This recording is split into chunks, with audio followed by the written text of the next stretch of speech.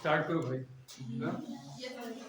Last time देखो कहाँ की कर रहे थे, वैकल्पिक ऊर्जा।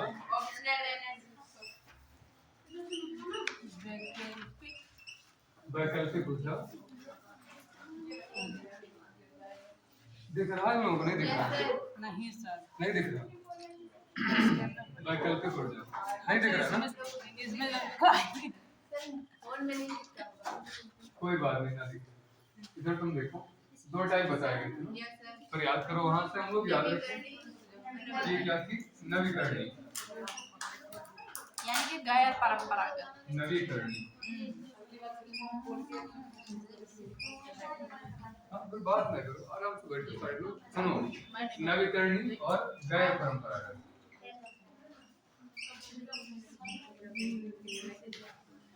क्या है? गैर परंपरागत, या इसी को क्या बोलते हैं? रिन्यूएबल। रिन्यूएबल एनर्जी है ना। इसका क्या किया जा सके? पुनः उत्पादन। देखते रहे सामने, ये कैसी एनर्जी होती है जिसका क्या पुनः उत्पादन किया जा सकता है? पुनः उत्पादन या पुनः प्राप्ति, है ना। पुनः उत्पादन या पुनः प्राप्त की जा सके, वो सब क्या कहलाती है? नवीकरणीय ऊर्जा, या फिर ऊर्जा के गैर परंपरागत साधन, या फिर रिन्यूएबल एनर्जी।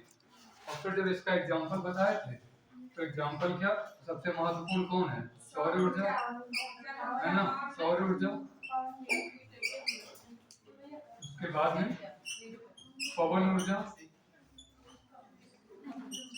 कौन सी? पवन ऊर्जा, ज्वारी ऊर्जा, है ना। ज्वारी ऊर्जा, ये सब किसके एग्जांपल है? रिन्यूएबल। इधर जब आ जाओ, अनवीकरणीय। अनवीकरणीय इनको क्या बोलते हैं? पूछे जाते हैं। परंपरागत, तेल, डीजल, तेल, कोयला। और या फिर नॉन रिन्यूएबल। नॉन लगा दो उसके, नॉन रिन्यूएबल, ठीक है ना। ऐसे लिखे नॉन रिन्यूएबल, देवनागरी में रिन्यूएबल है, नॉन रिन्यूएबल, है ना। तब इसको दो भागों में हम लोग बांट लें। एक कौन सा होता है? जीवाश्म ऊर्जा, जीवाश्म ईंधन बोलते हैं ना, जीवाश्म ईंधन। और पूरी चार्ट ध्यान रखना, इससे क्वेश्चन यहाँ से पूछा गया। जीवाश्म ईंधन, है ना। और दूसरा कौन है? परमाणु ईंधन। परमाणु ईंधन, है ना। जैसे यूरेनियम या थोरियम वगैरह इन सब का इस्तेमाल करके ऊर्जा बनाई जाती है ना। कई सारे देश तो इसी पर निर्भर रहते हैं, है ना। तो ये सब कौन है? जीवाश्म ईंधन। जीवाश्म ईंधन को फिर लेके इधर चले आओ, तब कौन सा बताया गया था? कोयला है, डीजल है। कोयला, डीजल, डीजल, पेट्रोल। कौन? कोयला, डीजल, पेट्रोल, ये सब कौन हो गए? और क्या? अच्छा, तारकोल कोई बताया था? केरोसिन। तारकोल तो डामर हो जाएगा, है ना। उससे कौन सी ऊर्जा? वो तो रोड वगैरह बनाने में इस्तेमाल कर लो। केरोसिन। परमाणु ऊर्जा में आ जाओ, यहाँ पे यूरेनियम, है ना। यूरेनियम, थोरियम, है ना। कौन सा हो गया? थोरियम। अगर भारत में इधर से इधर देखा जाए हम लोग ऊर्जा के जो भी निर्भर है किस पे? कोयला है। अभी जो सबसे ज्यादा है कितना? लगभग 65% के आसपास हम लोग एनर्जी जो प्राप्त करते हैं किस पे आधारित होती है? कोयला आधारित। जबकि है ये कौन? जीवाश्म ऊर्जा। और ये कैसी? अनवीकरणीय, परंपरागत है ना। परंपरागत। इसके साथ एक और टर्म यहाँ पे जोड़े थे, प्रदूषण वाला। यहाँ पे प्रदूषण नहीं होता, है ना। यहाँ पे क्या बताया गया? तो प्रदूषण नहीं होता, पर्यावरण को क्षति नहीं पहुंचती। लेकिन जब इस वाले सेगमेंट में आओगे तो यहाँ पे क्या प्रदूषण भी खूब मिलेगा, है ना। अभी यही सारे सोर्स बनेंगे, प्रदूषण भी मिलेगा और पर्यावरण को आप क्षति भी पहुंचा रहे हैं, क्योंकि जो संसाधन है वो एक नियत समय के बाद खत्म हो जाएंगे। कोयला के निक्षेप जो है, क्योंकि कोयले का निर्माण तो हो जाएगा लेकिन उसके लिए लाखों वर्ष का समय लगता है। जब एक कोई वृक्ष जो है करीब लाखों वर्ष तक धरातल के नीचे दबा रहता है, तभी तो किसमें बदलता है? कोयला में। तो ये लंबी प्रक्रियाएं हैं। लेकिन सूर्य देखो डेली निकल रहा, सूर्य है ना, सूर्य डेली निकल रहा, जब तक धरती रहेगी, या जो कहे कि है ना, जब तक सूर्य रहेगा तभी तक धरती है ना, जब तक सूरज चांद रहेगा बता रहे हैं। तो जीवन तभी तक संभव है जब तक सूरज रहेगा ना, जब सूरज ही नहीं रहेगा तो जीवन ही संभव नहीं रह जाएगा, तो कोई मतलब है नहीं। और जब तक क्या रहेगी, पृथ्वी रहेगी, तब तक ज्वार भाटा आएंगे, है ना, तो ज्वारी ऊर्जा भी मिलती रहेगी। और जब तक सूरज है तब तक वायुदाब पेटियां हमको मिलेंगी, और वायुदाब पेटियां मिलेंगी तो पवनें प्रभावित होती रहेंगी। तो पवन ऊर्जा, ज्वारी ऊर्जा, सौर ऊर्जा, ये सब आपको हमेशा मिलती रहेगी, है ना, हमेशा मिलती रहेगी। इनसे कोई प्रदूषण भी नहीं होता। सबसे अच्छा क्या, इनसे कोई प्रदूषण नहीं होता। हम लोग इधर भी चले जाए तो इनकी इससे भी कम कौन है, परमाणु ईंधन, है ना। जीवाश्म ईंधन से भी कम कौन है, परमाणु ईंधन। अपने वहां देखो, अगर देखा जाए तो अपने वहां यूरेनियम नहीं मिलता, भारत में मिलता, थोड़ा बहुत झारखंड में मिल जाएगा।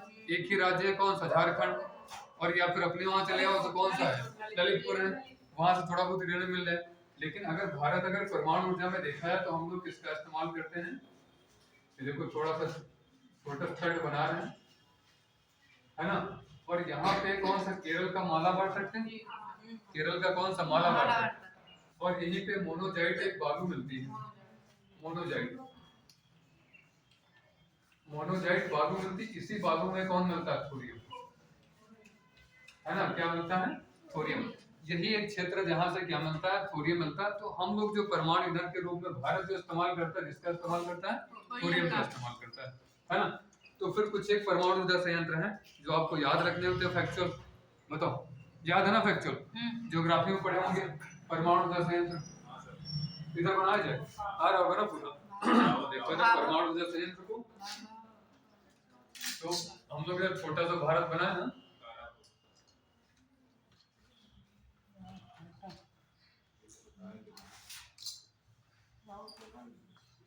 राउर केला कौन बता रहा, राउर भाटा, कल्पक्कम, चलो इधर देख लो, भारत बना के ही छोड़ेंगे, है ना। देख लो ऐसे छोटा छोटा दिख रहा हमको है। तो हम लोग चले कहाँ पे, यहाँ पे देखो एक राजस्थान में मिलेगा आपको, राजस्थान में कौन सा, रावत भाटा, राजस्थान में कौन सा, रावत भाटा, खाली रावत लिखे थे, राजस्थान में रावत भाटा भी लिख दे, रावत भाटा, चलो ठीक है, रावत भाटा हो गया। राजस्थान में रावत लोग भी मिलते हैं, ठीक है ना, जाते मिलते हैं। यहाँ से अपने वहां उतर है तुरंत नरौरा, है ना, नरौरा कहाँ पे, बुलंदशहर, उत्तर प्रदेश में। उत्तर प्रदेश का मात्र एक परमाणु ऊर्जा संयंत्र कौन सा, यही नरौरा। एक और नया बना भी है, गुरु के चरणों में सादर प्रणाम। कुछ रहे भैया, बैठे ना, लीजिए प्रसाद ग्रहण करो। यहाँ पे लेटेस्ट बना है, और ये क्या है, गोरखपुर। अगर ये पूछा जाता तो थोड़ा सा भी गलत हम लोग कर लेते। गोरखपुर परमाणु ऊर्जा संयंत्र कहाँ है, कहाँ, अगर हमसे पूछा जाए गोरखपुर परमाणु ऊर्जा संयंत्र, तो हम आंख बंद करके क्या लगाएंगे, उत्तर प्रदेश नहीं, उत्तराखंड। और ये है कहाँ पे, हरियाणा, हम थोड़ा ऊपर हो गया होगा। बाकी ये कहाँ पे है, गोरखपुर परमाणु ऊर्जा संयंत्र हरियाणा, कहाँ पे लिखते हैं, गोरखपुर यहाँ लिखा हुआ है, और ये कहाँ पे है, हरियाणा में भी। ये लेटेस्ट अभी बना है, पूछा जाएगा उत्तर भारत का पहला परमाणु ऊर्जा संयंत्र कौन सा बना है, अभी लेटेस्ट बना है, लास्ट करंट अफेयर्स में बताया गया था। गोरखपुर कहाँ पे, हरियाणा में, है ना। फिर इधर आ जाओ, तो यहाँ पे आ जाओ, गुजरात वाला क्षेत्र है ना, गुजरात वाला क्षेत्र। तो यहाँ पे कौन मिलता है, काकड़ा पारा, काकड़ा पारा, और एक और है मीठी वर्दी, कौन है, मीठी वर्दी, दोनों याद रहेंगे ना, काकड़ा पारा और दूसरा कौन सा, मीठी वर्दी। यहाँ से उतरो तो कौन मिलेगा, महाराष्ट्र, और महाराष्ट्र में पुराना कौन सा है, तारापुर, और एक है जैतापुर, जैतापुर भी कहाँ पे है, महाराष्ट्र में है। ये सब आते हैं फैक्चुअल क्वेश्चन, ठीक है, जो हमको याद करने होंगे। इसके नीचे देखो कर्नाटक आपको मिलेगा, है ना, और कर्नाटक में कौन सा है, कैगा, कर्नाटक में कौन सा, कैगा, कर्नाटक वाला याद हो गया ना, कैगा। इधर कौन सा है, तारापुर, जैतापुर महाराष्ट्र में है। गुजरात में कौन है, काकड़ा पारा और मीठी वर्दी। इधर आ जाओ, राजस्थान में रावत भाटा, हरियाणा में गोरखपुर, उत्तर प्रदेश में कौन सा, नरौरा, इधर आ जाओ फिर तमिलनाडु, तमिलनाडु में आ जाओ, कलपक्कम है ना, कलपक्कम और कुडनकुलम, कुडनकुलम। तो ये क्या हो गया, भारत के परमाणु ऊर्जा संयंत्र हो गए। ये टोटल मिलके परमाणु ऊर्जा संयंत्र जो ऊर्जा बना रहे हैं वो लगभग टोटल एनर्जी का लगभग 2%। भारत अपनी कुल ऊर्जा का कितना परसेंट परमाणु ऊर्जा से प्राप्त करता है, तो कितना है 2% मात्र। इतने सारे परमाणु ऊर्जा संयंत्र लगे हुए हैं। आपसे पूछा है तो हम लोग याद कर लेंगे, क्योंकि इधर आया था सेगमेंट। हम लोग परमाणु ऊर्जा ईंधन के रूप में किसका इस्तेमाल करते हैं, थोरियम। और ये थोरियम हम मिलता कहाँ से है, केरल का जो तट है वहाँ पे मोनोजाइट, मालाबार तट से मिलता है, वहाँ पे बालू मिलती है, कौन सी, मोनोजाइट। और कुछ एक क्षेत्र देखो, इधर देख लिया हम लोग ना, यहाँ से स्टार्ट करें उत्तर से बिल्कुल, हरियाणा में कौन सा, गोरखपुर है, राजस्थान में कौन सा, रावत भाटा, गुजरात में काकनाकारा, मीठी वर्दी, और उसके बाद महाराष्ट्र में तारापुर, जैतापुर, कर्नाटक में कौन सा, कैगा, तमिलनाडु में कलपक्कम और कुडनकुलम, कलपक्कम और कौन सा, कुडनकुलम। और कौन सा बच्चे रह गए, उत्तर प्रदेश में नरोरा, बुलंदशहर, है ना। तो ये सारे कौन से हो गए, परमाणु ऊर्जा संयंत्र। तो हाँ, ये यूपी में पूछा गया था।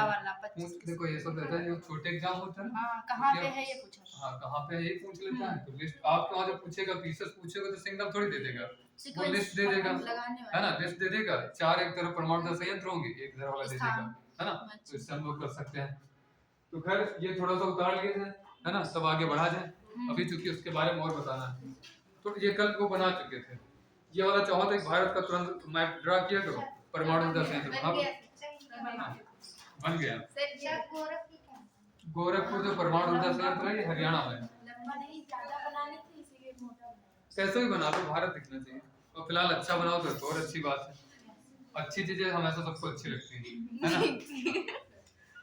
शायद हुई हो तो मोमोज क्यों अच्छे लगते हैं, देखो लास्ट बात ये है कि जो भोजन होता है ना, तुम बनाते रहो, हम साथ में बताते रहेंगे। भोजन विषय किसका है, किसका विषय है, स्वाद का। ये देखो आ गए, भोजन स्वाद का विषय ही नहीं है ना। भोजन किसके लिए है, ऊर्जा के लिए, है ना, ऊर्जा के लिए। और किसके लिए, पेट के लिए। भोजन किसका विषय है, पेट या ऊर्जा के लिए। हम लोग उसको फिर कन्वर्ट कहाँ कर दे रहे हैं, स्वाद और जुबान के लिए, है ना। तो ये चीज ध्यान रखो, कर बनाओ। निर्जीव वस्तुएं, निर्जीव वस्तुएं कैसे भोजन करेंगी ये बेचारी, क्या अच्छा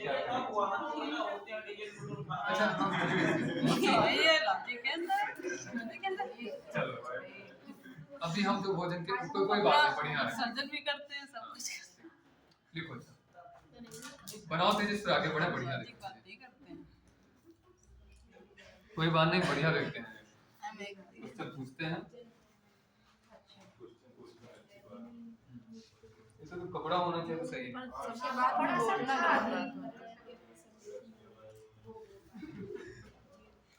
2018 में बीमार पड़े थे तो ठीक ठाक वैसा इसी से हुआ था। पढ़ने आते हैं, कोचिंग भागदौड़ भरी जिंदगी में है जो आजकल के जमाने में शिक्षक रहना भी इतना आसान काम है नहीं भी, ये सही कह रहे हो आप। अरे जॉब करते हैं तब यहाँ आते हैं। हाँ जॉब करते हैं, बढ़िया है। चलो अभी लिख लो, और जैसे आपको क्वेश्चन हाँ हमसे खूब पूछा करो बाहर, हम रुक जाएंगे। बहुत अच्छी बात है, कहते हैं कि पढ़ाई केवल नौकरी के लिए ना करो, जिंदगी जीने के लिए पूछा करो, बढ़िया। कुडनकुलम कलपक्कम,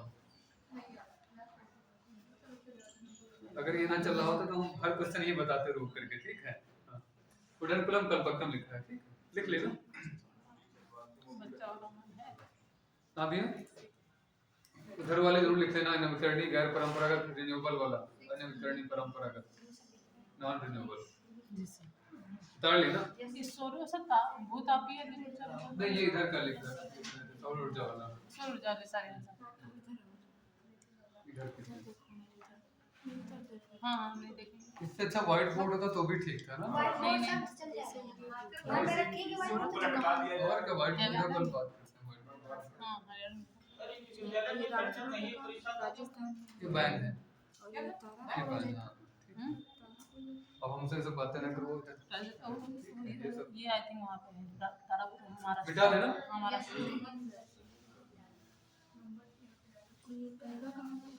एक का है नहीं कर्नाटका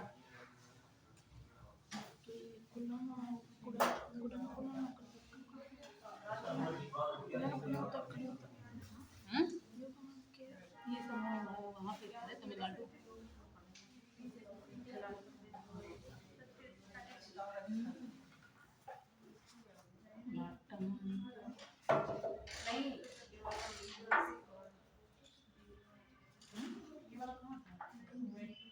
चलो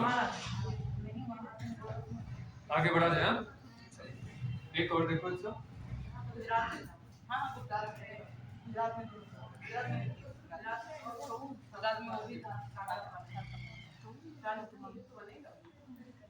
सौर ऊर्जा के लिए देखो जरा।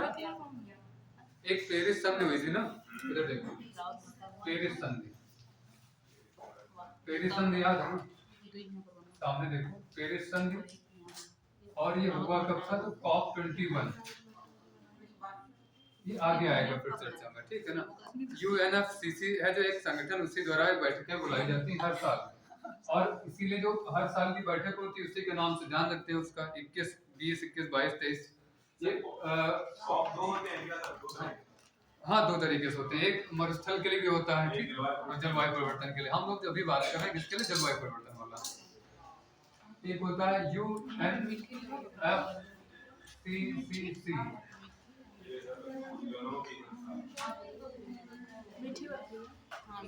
तो वो मरुस्थल वाले के लिए, ठीक है। उसके अलग चलते अपना है। ये किसके लिए? जलवायु परिवर्तन के लिए है UNFCCC। ये सब बाद में फिर आएंगे, ठीक है। तो ये क्या हुआ? COP21 हुआ कहाँ पे? पेरिस में, है ना। नोट ना किया कर, सामने इधर देखो। तो इधर हुआ क्या? क्योंकि हम लोग किसके लिए काम कर रहे हैं? जलवायु परिवर्तन पढ़ भी चुके हैं, अब आए नहीं थे। और ग्लोबल वार्मिंग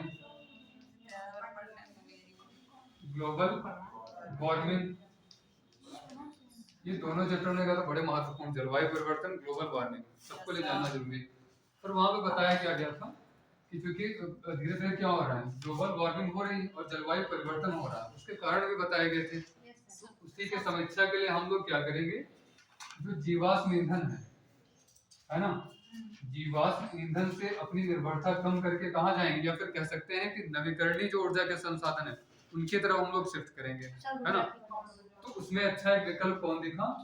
सौर ऊर्जा, है ना। इसी समय बताया गया कि वे देश लगभग 125 देश के आसपास हैं, लगभग 125। वो देश कहाँ स्थित हैं? 125 नहीं समझ पा रहे, 125 के आसपास, है ना। तो 125 देश के आसपास हैं जो कहाँ पे स्थित हैं? कर्क और मकर रेखा के बीच में। वही जो कितने दिन से शुरुआत से जो पहली डे 1 क्लास हुई थी एनवायरमेंट इकोलॉजी, तब बताया गया था कि सूर्य वर्ष भर वैरी कहाँ करता है? इन्हीं दोनों रेखाओं के बीच में। उन्होंने बताया कि ये ऐसा क्षेत्र है जो इसके लिए बड़ा प्रोडक्टिव है, सौर ऊर्जा के लिए, है ना। बड़ा प्रोडक्टिव है, सूर्य वर्ष भर चमकता है। तो ये देशों में अगर इस पे मतलब इसके विकास पे ज्यादा काम किया जाए तो हमारी निर्भरता किससे कम होगी? जो रहते थे परंपरागत ऊर्जा के साधन संसाधन है ना, गैर नवीकरणीय है, उन सबसे क्या हो जाएगा? हमारी निर्भरता कम होगी। और जब वो सब कम होंगे तो जो अभी प्रदूषण जब बताया जाएगा तो कार्बन डाइऑक्साइड जैसे इन सब गैसें उत्सर्जन कम होगा।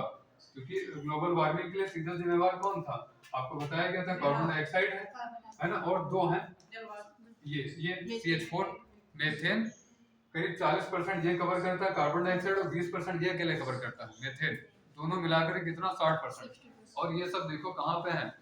इसीलिए देखो अभी इलेक्ट्रिक वाहन वगैरह चल रहे हैं, धीरे धीरे किधर हम लोग शिफ्ट कर रहे हैं? इलेक्ट्रिक वाहन की तरफ। और ये दोनों गैसें खूब परिवहन से निकलती हैं या फैक्ट्रियों से निकलती हैं, तो इसलिए यहाँ पर निर्भरता कम की जाए। तो एक गठबंधन किया गया, अंतरराष्ट्रीय सौर अलायंस, है ना। अंतरराष्ट्रीय सौर गठबंधन, है ना, अंतरराष्ट्रीय सौर गठबंधन। सौर गठबंधन की संकल्पना दी गई। 2 व्यक्ति थे, एक अपने वहां मोदी जी और दूसरे व्यक्ति माइक्रो जी, फ्रांस वाले राष्ट्रपति है ना, फ्रांस के राष्ट्रपति कौन? इमैनुअल मैक्रोन है ना, इमैनुअल मैक्रोन। इन्होंने व्यवस्था दी इसके लिए, अंतरराष्ट्रीय सौर गठबंधन के लिए है ना। और इसकी स्थापना कब की गई? 2015 में। 2015 में। फिर इसके बाद में इसका अंतरराष्ट्रीय मुख्यालय कहाँ बनाया गया? गुरुग्राम में है ना। अपने वहां सोचो अंतरराष्ट्रीय मुख्यालय कहाँ पे है? भारत में, इसलिए और महत्वपूर्ण रहेगा। गुरुग्राम में क्या इसका मुख्यालय है। और अभी जो हम लोग लेटेस्ट याद रखें तो अभी लगभग 104 सदस्य देश हैं। हाँ 104 सदस्य देश। Uruguay, Paraguay, Moldova. अभी जो है वो 104वां आर्मेनिया है। आर्मेनिया और 101वां वाला जो शुरू माना जाता है। हाँ तो अपना देश पड़ोसी नेपाल जो पराग्वे 100 नंबर पे है। अब सब बता दें, 99 पे स्पेन है, 99 नंबर पे कौन है? स्पेन है। पराग्वे 100 पे है, 101 पे कौन है? अपना देश पड़ोसी वाला नेपाल। तो अपने को बड़ा शुभ माना जाता है। 101 हो सकता है एग्जामिनर का दिमाग चला जाएगा कि हाँ कौन सा, ये वाला याद रखो, सेंचुरी 101 है ना। ये सब 99 ज्यादा याद करो, 99 याद कर सकते हो। 99 कौन है? स्पेन है। उसके बाद में पराग्वे है, उसके बाद में कौन है? नेपाल।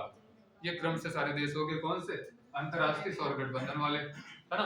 तो सौर ऊर्जा के लिए सर पेरिस संधि किस सन में हुई थी? 2015 की है, COP 21 ही है 2015 की। एक और ये भी लिख लो जल्दी से, लिखो अंतरराष्ट्रीय से यूएसए से अलग हो गया है। कहाँ जाना है? पढ़ो इतना अच्छा, काहे के लिए घर जाओगी? बाद में जाना। अभी देखो अभी यहाँ अलग हुआ था यूएसए, पता है? ठीक है चल लिखो, डेली घर नहीं आते ठीक है। नहीं आ जाएगा घर। लिखो सर, सौर अंतरराष्ट्रीय सौर गठबंधन लिखो सर, अंतरराष्ट्रीय सौर गठबंधन, अंतरराष्ट्रीय सौर गठबंधन। मोदी जी पीएम वाले मोदी जी हैं। हाँ पीएम एक ही मोदी जैसा समय चल रहा है। भगोड़े हैं, नीरव मोदी है। उन सबका नहीं किया,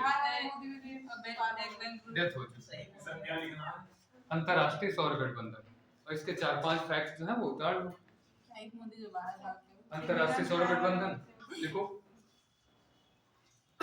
पेरिस सम्मेलन COP 21, पेरिस सम्मेलन COP 21 में इसके संकल्पना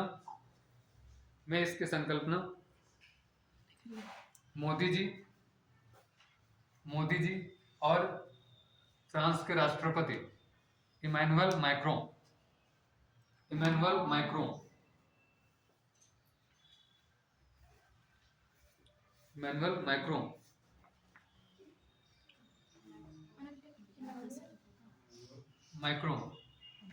ने दी थी।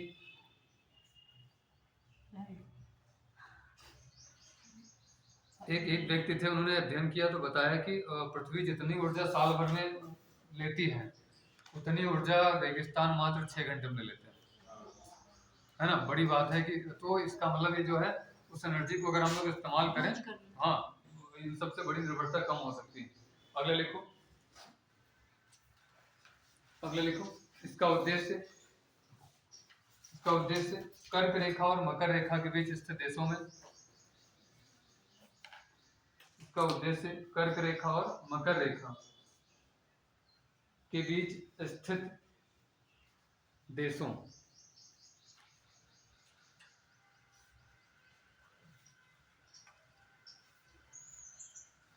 सौर में स्थित देशों में सौर ऊर्जा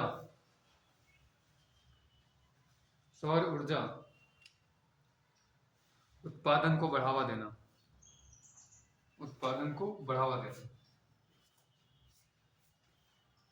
है ना। हो गया। देख लो इसका अंतरराष्ट्रीय मुख्यालय कहाँ है? गुरुग्राम में। और 99वां 100वां 101वां। ये 104 वाला नहीं लिखेंगे क्योंकि अभी फिर कोई बन जाएगा तो फिर वही हम लोग 99 100 101।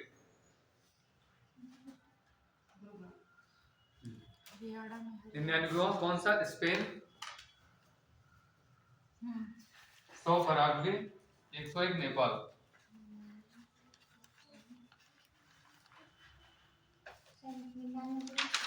स्पेन, पराग्वे और 101 नेपाल।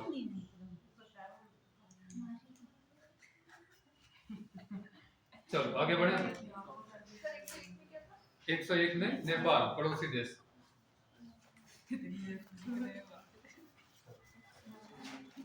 आगे बढ़ा जाए।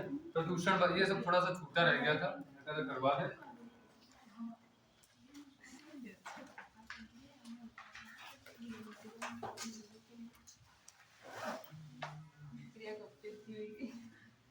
बात नहीं करेंगे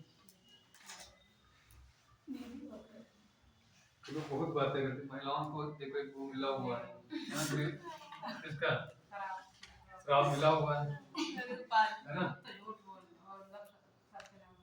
सत्य ना बोलने की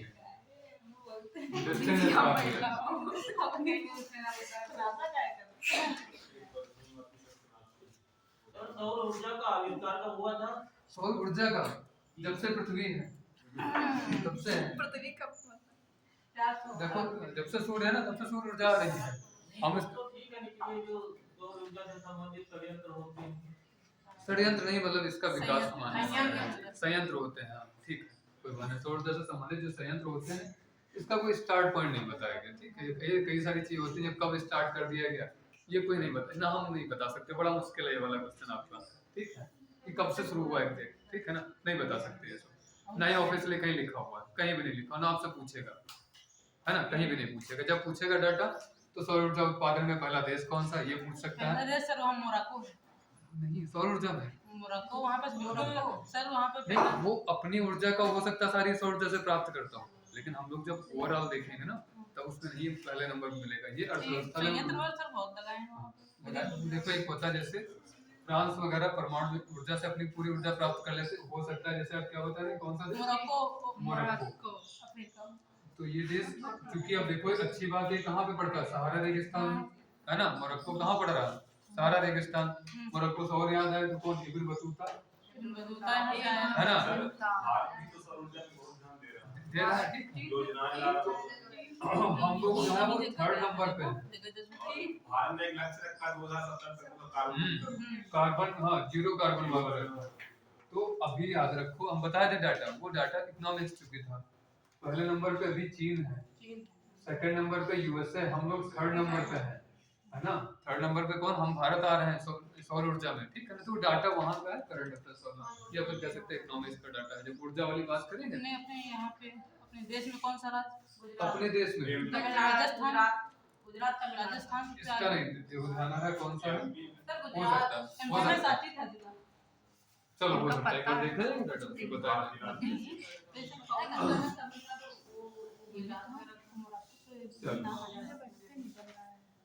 क्या नहीं बनना? ये लोग बैठ कैसे हैं?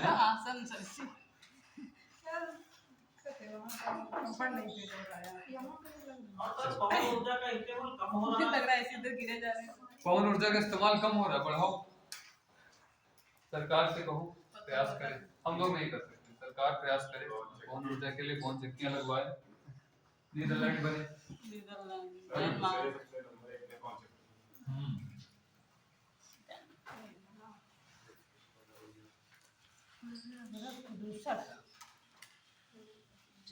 जानू बड़ा अच्छा ये टॉपिक है, क्वेश्चन भी पूछ जाते हैं।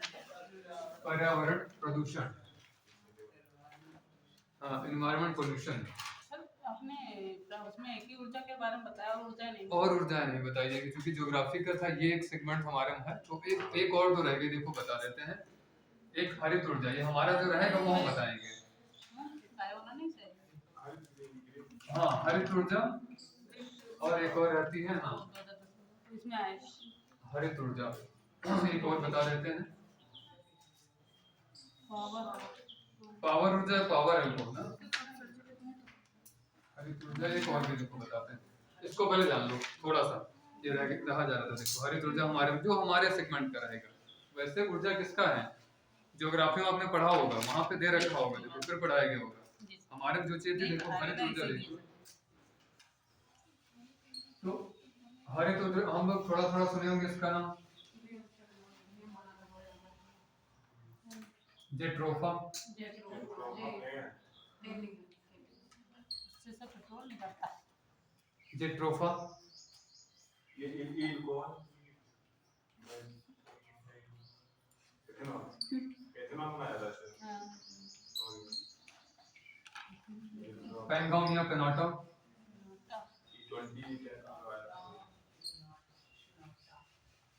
करण महुआ रेड का जो है रेड महुआ। हाँ, ये सब कैसे पेड़ हैं जिनसे हमें क्या मिल सकता है? बायोडीजल मिल सकता है। बायोडीजल सर, हम क्या मिल बोल सकता दिए है? थे सारे डीजल। बायोडीजल मिल सर एक सकता है। हमारे यहाँ पेड़ है गाँव हाँ, अब देखो होता क्या है, थोड़ा सा जानो।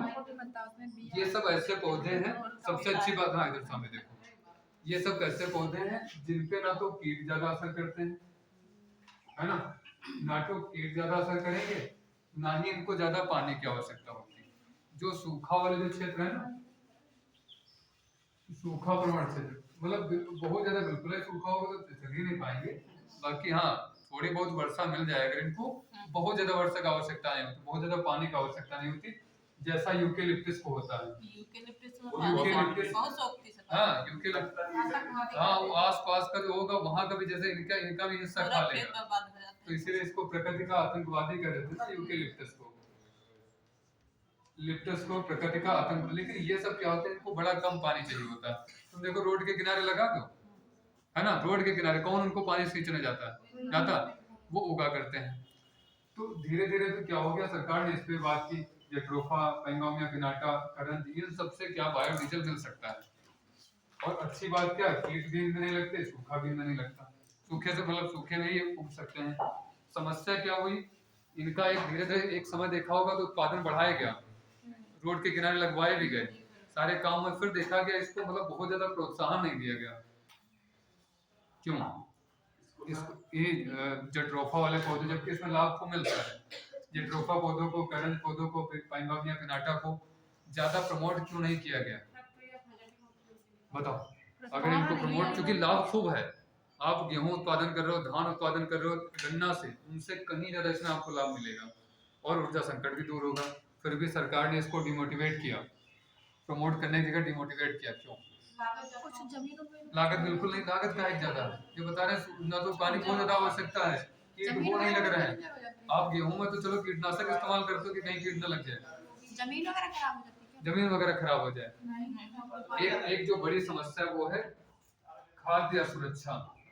अगर मान लेते इसको प्रमोट कर दिया गया तो फिर गेहूं धान उत्पादन कम पड़ जाएगा, हम लोग फिर एक चीज से बचेंगे, है ना, एक चीज से क्या ऊर्जा तो हमको मिलने लगेगी। ये देखो कंसेप्चुअल क्वेश्चन है ना सर, जैसे आपने बताया खाद्य सुरक्षा हो जाएगी, हाँ। वैसे हमारी तरफ इस समय हो रहा है। हाँ, गन्ना की फसल हाँ, जा रही है, गेहूं वगैरह नहीं होगा, आया है, नहीं हाँ। एक खास करके आया है, अच्छा। तो वो बोया था, उसकी जड़ जो है फिर आई होती तेल उसका बहुत महंगा भी, तो गन्ना ऐसा हटा दिया गया इस समय, तो यही फसल लग रही है हाँ। कि खाद्य सुरक्षा हो जाएगी। अब ये देखो, हाँ, टेक्निकल शब्द है क्या, खाद्य सुरक्षा, इसलिए क्योंकि मान लो इसको प्रमोट कर दे गवर्नमेंट, इसको खरीदने लगे, तो ज्यादा लोग क्या करेंगे, लगा तो जेट्रोफा, ना तो कीट लग रहे हैं, ना ही इसको कोई जानवर खाएगा, कि कौन जानवर खाएगा, कोई नहीं, आराम से, ना इसको आदमी कोई ले जाएगा, है ना, खूब आराम से अपने बड़े बड़े खेत लगवा दो, खूब। हाँ, जेट्रोफा वो खूब हो रहा है, हम लोग जब छोटे छोटे थे तब ये भी, हाँ, हम लोग पढ़ते थे छोटे, तो इस समय उसी समय स्टार्टिंग हुआ था जेट्रोफा वाला रोड के किनारे लगना, तो हम लोग कहते थे अब डीजल मिल जाएगा, उनके पौधे वो तोड़ लो, फल डीजल निकालेंगे, ऐसा नहीं हो पाता। तो खैर इसको बीच में इसको देखो डिमोटिवेट किया गया, और क्यों किया गया, तो खाद्य सुरक्षा के दृष्टिकोण से अगर ये किया जाए, इसमें क्या होता है पौधों का, पौधे जैसे करवाया जाएगा, फिर इसमें एक फल होता है, बीज होते हैं, हाँ ना, फल से फिर क्या पेराई करो, उसी से तेल निकाला जाएगा। हाँ, हाँ, जैसे सरसों का तेल निकालते उसी तरीके से यहाँ से, हाँ, उसको रिफाइनरी में फिर भेजा जाएगा।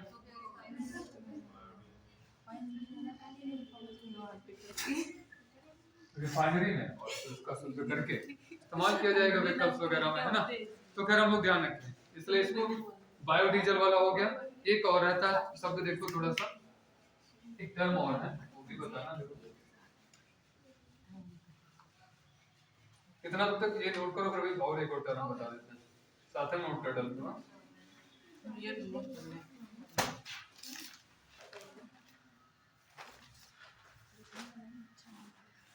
लिख दो मुझे अच्छा प्रिंट कर दूंगा।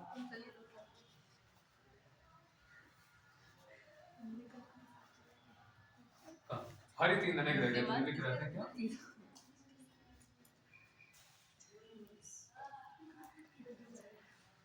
हरित ईंधन ये क्या होता है?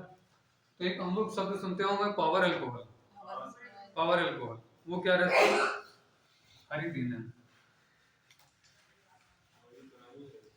जो पेट्रोल में जो है इथेनॉल मिला नहीं पाते हैं। अभी जैसे क्या चल रहा है, हाँ स्टार्ट में देखो क्या वो, हाँ 10% कहा गया कि 10% एथिल अल्कोहल मिला दो, कौन सा एथिल अल्कोहल, तो वही क्या बन जाएगा? पावर अल्कोहल ना। सर जैसे आप लोग बता जेट्रोफा ना, जेट्रोफा ये इस जेट्रोफा से बनाया जाता है ना इथेनॉल।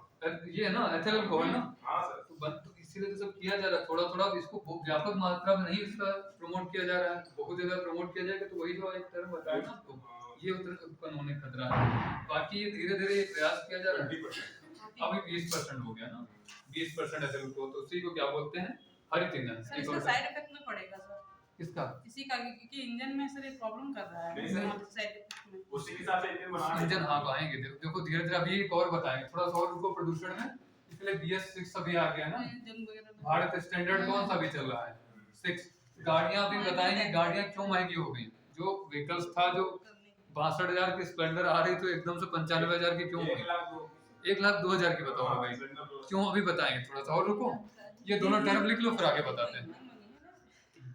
कौन मांगेगा? ये लोग अधिकारी बनेंगे, रेट पता है तुम्हें कितना? हाँ। मांगने की थोड़ी आवश्यकता होती है, आप एक बार बनो।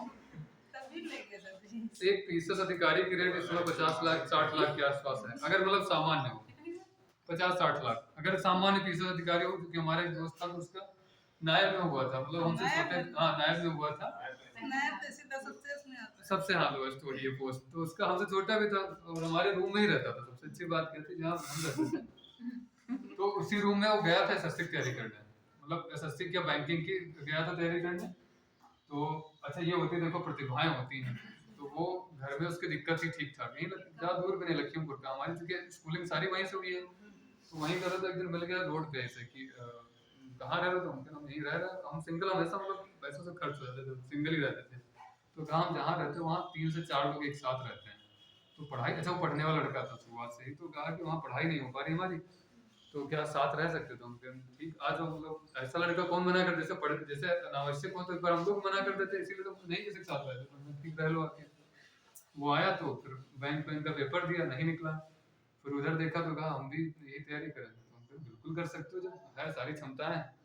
वो अपना तैयारी शुरू किया, इधर जीएस वर्ड कोचिंग है ना, जीएस वर्ड में उसमें जो हम चाणक्य में थे, जीएस वर्ड में कोचिंग थोड़ा जीएस वर्ड सस्ती पड़ जाती थी, तो वहीं पे ज्वाइन कर लिया, और उसके बाद उसका बीटीसी में गवर्नमेंट जैसे क्या होता है डाइट वगैरह मिल जाती है, तो इसमें हुआ तो बोला जाए तुम चले जाओ बीटीसी कर लो जाके, तो तुम्हारे यहाँ समस्याएं हैं, एक सिक्योरिटी हो जाएगी कि हाँ कभी इसकी टीचर्स की वैकेंसी आएगी, तुम्हारा हो जाएगा सब कुछ अच्छा।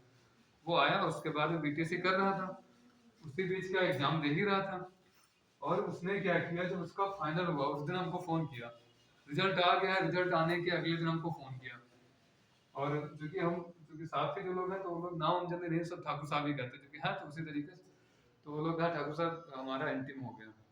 हम थोड़ी देर के लिए खड़े रहे जहाँ पे, मतलब बाहर ऐसे खड़े थे, आप ये सोचो बैंकिंग का लड़का है, जैसे हमारे सामने तैयारी स्टार्ट कर दिया था, क्योंकि हमारा बड़ा उससे अच्छा रहता था, हमारा प्रीलिम्स नहीं निकल रहा है ना, हमारा प्रीलिम्स नहीं निकल रहा, वो हमको फोन करके कह रहा है कि हमारा फाइनल हो गया है, हम थोड़ी देर तक वहीं खड़े रह गए कि हाँ ये कहाँ से हो गया। ये हुआ, इसके साथ और भी कई लोग, एक और अभी कल्पना हुई थी, वो भी नायब तहसीलदार हो गई थी, और एक और पोस्ट अच्छी होती है असिस्टेंट कमांडेंट की सेना में, यूपीएससी करवाता है, अजीत भैया हो गए थे असिस्टेंट कमांडेंट, जैसे अभी हैं कई सारे लोग, तो इन लोगों का हम लोग देखें जो शादियां भी हुई हैं, तो कल्पना ने जो शादी की थी वो एसपी साहब उनसे कर ली, नायब तहसीलदार खुद थी, और शादी कहाँ की है एसपी साहब से, और ये इसने भी फिर सामान इनको मना किए थे, शुभम को, ये शुभम लड़का नाम था, इसने जब शादी कहा कि हमारा प्रस्ताव आ रहा है करीब 60 लाख का, 60 लाख तक मिल रहा दहेज, तो हमने मना किया था कि देखो तुम ना करना, तुम्हारे घर की कंडीशन अभी उतनी अच्छी नहीं रही थी, है ना, और तुम अभी तुम्हारे जीवन में चेंज आया है, अगर तुम शादी उस स्टैंडर्ड से कर लिए, भाई 60 लाख जो देगा ना उसके घर का बैकग्राउंड आप समझो कितना होगा, वो लड़की तुम्हारे घर नहीं सर्वाइव कर पाएगी। फिर तुम्हारे समस्या आएगी, जितना तुम बनाए हो मेहनत करके नौकरी करे हो, जीवन तुम्हारा नरक हो जाएगा, है ना। तो इस बात को ध्यान रखो, ये थोड़ी देर के लिए हमारी बात अगर तुम्हें सही लगे तो तुम मानो, बाकी तो अपने हिसाब से कर सकते हो। ये प्रस्ताव तुम्हारे लिए ठीक नहीं है ना। तुम और इतनी यथार्थ बातें ना कोई कहता है ना एकदम कोई कोई बता देता है तुम्हारे लिए ठीक है, उसने मान कर लिया, उसने फिर बाद में शादी की सामान्य मतलब बीटीसी लड़की को उससे। तो इससे क्या रहता, परिवार बचा रहता है। जैसे हम लोग चाहें तो, और आप लोग भी यही करना है, ये नहीं कि एकदम आपको खूब प्रसिद्धि मिल गई और आप एकदम लगे आप परिवार आपका अलग हो जाएगा। रेयर केस है जो लड़की इस तरीके से आए एकदम हाई सोसाइटी से हो और फिर आपके घर में वो एग्जिस्ट कर जाया करके, है ना, समस्या रहती है। इसलिए हमेशा इस चीज को ध्यान रखो, आपके जीवन में चेंज आया है तो हमारे साथ तो अच्छी बात है, किसी गरीब व्यक्ति का कल्याण कर दो, है ना। आप अगर अच्छे बन गए हो तो ऐसे परिवार में शादी कर लो जहाँ बहुत अच्छा नहीं तो कम से कम वही सुधर जाएगा। सर पीछे वाले पॉइंट पे जाइए, इसमें जो आप खड़े रह गए थे स्तब्ध खड़े रह गए थे। अच्छा स्तब्ध इसलिए रह गए थे क्योंकि ये सोचने वाली बात होती है, हम तो छोटे था, तो 2 साल छोटा था। और सर एक डायलॉग है थ्री इडियट्स की, हाँ हाँ, वो कहते हैं कि अगर दोस्त का ना हो, अच्छा दोस्त हो, हाँ, उसका हो ना तो दुख होता है थोड़ा, लेकिन उससे दुख और ज्यादा होता है उसका पहले नंबर पे ना हो, अच्छा तो और दुख होता है। दुख ज्यादा होता है। हालांकि हमारा थोड़ा सा ये नेचर ऐसा रहा है शुरुआत से कि द्वेष किसी से नहीं माने, हमारे साथ होते रहे, खूब सिलेक्शन होते रहे और हमने जीवन में गलतियां खूब करी। मतलब हमने, जैसे हमारे बारे में कहा जाता है, तो हमने जीवन में केवल गलतियां की हैं। सर हमारे हाँ हाँ, तो हमारे बारे में यही कहा था कि केवल गलतियां की हैं। गलतियां ये कि हमने रेलवे के 2 मेंस खराब किए। जैसे अच्छे होते एलपी वाला होता है और एनटीपीसी जिसका एग्जाम निकले अभी वाला एग्जाम दिया था, ये ऐसे हम लोग बात छोड़ देंगे, नहीं कोई मतलब नहीं। जूनियर असिस्टेंट ने एक बार और बताया था ना, ये वाली परीक्षा भले बहुत छोटी परीक्षा थी लेकिन कम से कम अपेयर एलपी का कुछ हो रहा है। एलपी वाला इसलिए था क्योंकि हम लोगों का, क्योंकि एक होता है ना कि जाना कहाँ है ना, आपको जैसे जाना, हम लोग शुरुआत से एक मन बना था कि पता नहीं कहाँ दिमाग पे आ गया था। हमारे भैया थे चंडीगढ़ से 2 जोन डाले थे, फिर उनका वो उस जोन में हो गया, वो छोड़ के इस जोन में ले लिए थे वाला जोन, ये इस वजह से एक दिमाग में चल रहा था पता नहीं कहाँ एसडीएम, इसके अलावा कुछ नहीं। बस वो अब देखो थोड़ा सा परेशान हो रहे, जैसे जैसे एज बढ़ रही है अब वो भी कंपटीशन नहीं निकल रहे हैं।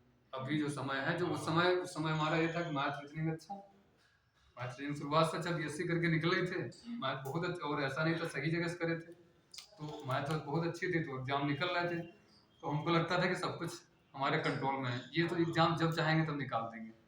अभी ये दिक्कत हो रही है कि अभी एग्जाम लेखपाल वाला नहीं निकला था, बिल्कुल ईमानदारी बता रहे हैं, लेखपाल वाला एग्जाम कोई एक्सेप्ट करता है कि हाँ ये वाला एग्जाम निकाल लें, उसके बाद लेखपाल से हम बाहर हो जाए। लेखपाल वाला एग्जाम नहीं निकला था, सोच के सोचो कहाँ फ्रस्ट्रेशन, तब पढ़ाना शुरू करे। पढ़ाना तो तब शुरू किए थे जब हम लोअर पीसेस हुई थी परीक्षा 2021 वाली, इसके फाइनल से हम बाहर हो गए थे। यहाँ से नहीं, इसमें इंटरव्यू नहीं, इसमें प्रीलिम्स और मेंस ही था। हाँ कट ऑफ में हमारे 9 नंबर कम, हर एक क्वेश्चन 2 नंबर का। सर आपका होगा, हम लोग का भी होगा। हाँ होगा सर, जब वो ना होगा तो हो जाएगा। अल्लाह ताला जब देखो कोई दिक्कत नहीं, ठीक है, मेहनत करो तो चलता रहेगा इससे।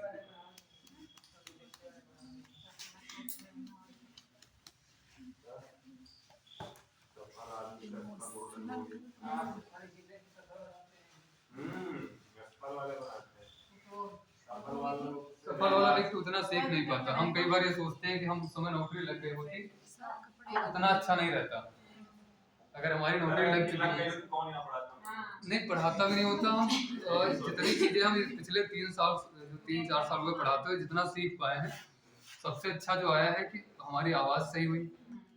आवाज एकदम बहुत डाउन थी, आवाज ये बोलते थे अगर यहाँ से आवाज हमारी मोटी, बहुत मोटी हमारी आवाज, आपको देखो इसलिए कभी कानों में कष्ट नहीं देती होगी, हम बोलते होंगे देती है आवाज, कानों कष्ट देती है, बताओ, हमारी आवाज बहुत मोटी है, और इसके पीछे कारण हमारा एडोनोपल दूर से दिखता रहता है ना, ये इस पे डिपेंड करता है। एडोनोपल होता है ये, जिसका जितना ज्यादा बड़ा होगा उसकी आवाज उतनी ज्यादा मोटी होगी, है ना।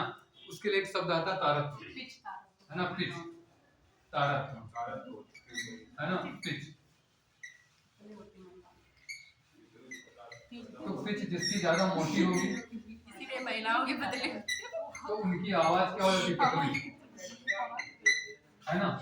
जिनकी पिच क्या होती? मोटी। तारत जिनका मोटा, उनकी आवाज कैसी? पतली। और पतली चीजें ज्यादा चुभती हैं। और ज्यादा चुभ किसकी रही? महिलाओं की आवाज, है ना। पतली, हाँ। और यहीं पे देखो किसको रखो? मच्छर को, है ना। मच्छर का भी सेम होता है। आप उसका तारत तो क्या होता है? ज्यादा होता है। आवाज उसकी क्या होती? पतली। वो तेज नहीं बोल रहा है, लेकिन वो जैसे ही कान के पास आता होगा आपको कष्ट देता होगा। मच्छर की बनबनाहट आपको क्या देती है? कष्ट देती है। किसी की जगह किस पे आ जाओ? शेर पे, है ना। शेर, तो शेर का तारत तो क्या होता है? कम। तो आवाज इसकी क्या हो जाती है? मोटी। तो शेर की आवाज आपको डरा देगी, लेकिन कानों को कष्ट नहीं देगी। शेर मच्छर के मुंह में क्या माइक वगैरह फिट होता है जो नहीं, माइक नहीं, आवाज जब बोले सबसे अंदर रहेगा। पुरुषों का तारत ज्यादा होता है। हाँ, पुरुषों का क्या हो जाएगा? तारा तो ज्यादा होगा, नहीं तारा तो क्या होगा? कम। तो आवाज मोटी। उल्टा याद रखो, तारा तो जब ज्यादा होगा तो आवाज पतली हो जाएगी। आवाज पतली किसकी? महिलाओं की, क्योंकि चुभती है। और पुरुषों में क्या होता है? तारत तो कम होता तो आवाज क्या हो जाती है? मधुर तो लगती है पर हाँ कष्टदायक होती है। हाँ, कष्टदायक होती है। सर कोयल की है जो जुबान में कुछ और भी होता है वो मधुर बोलती है। कोयल की, ये इसी से हम लोग ले आए, ठीक है। उनका तारत तो होगा, ठीक है। और एक क्वालिटी होती है जो साइंस में और पढ़ाया जाएगा, एक गुणता होती है आवाज में, ठीक है। सारी चीजें रहती हैं। हम लोग अपने पे आते हैं।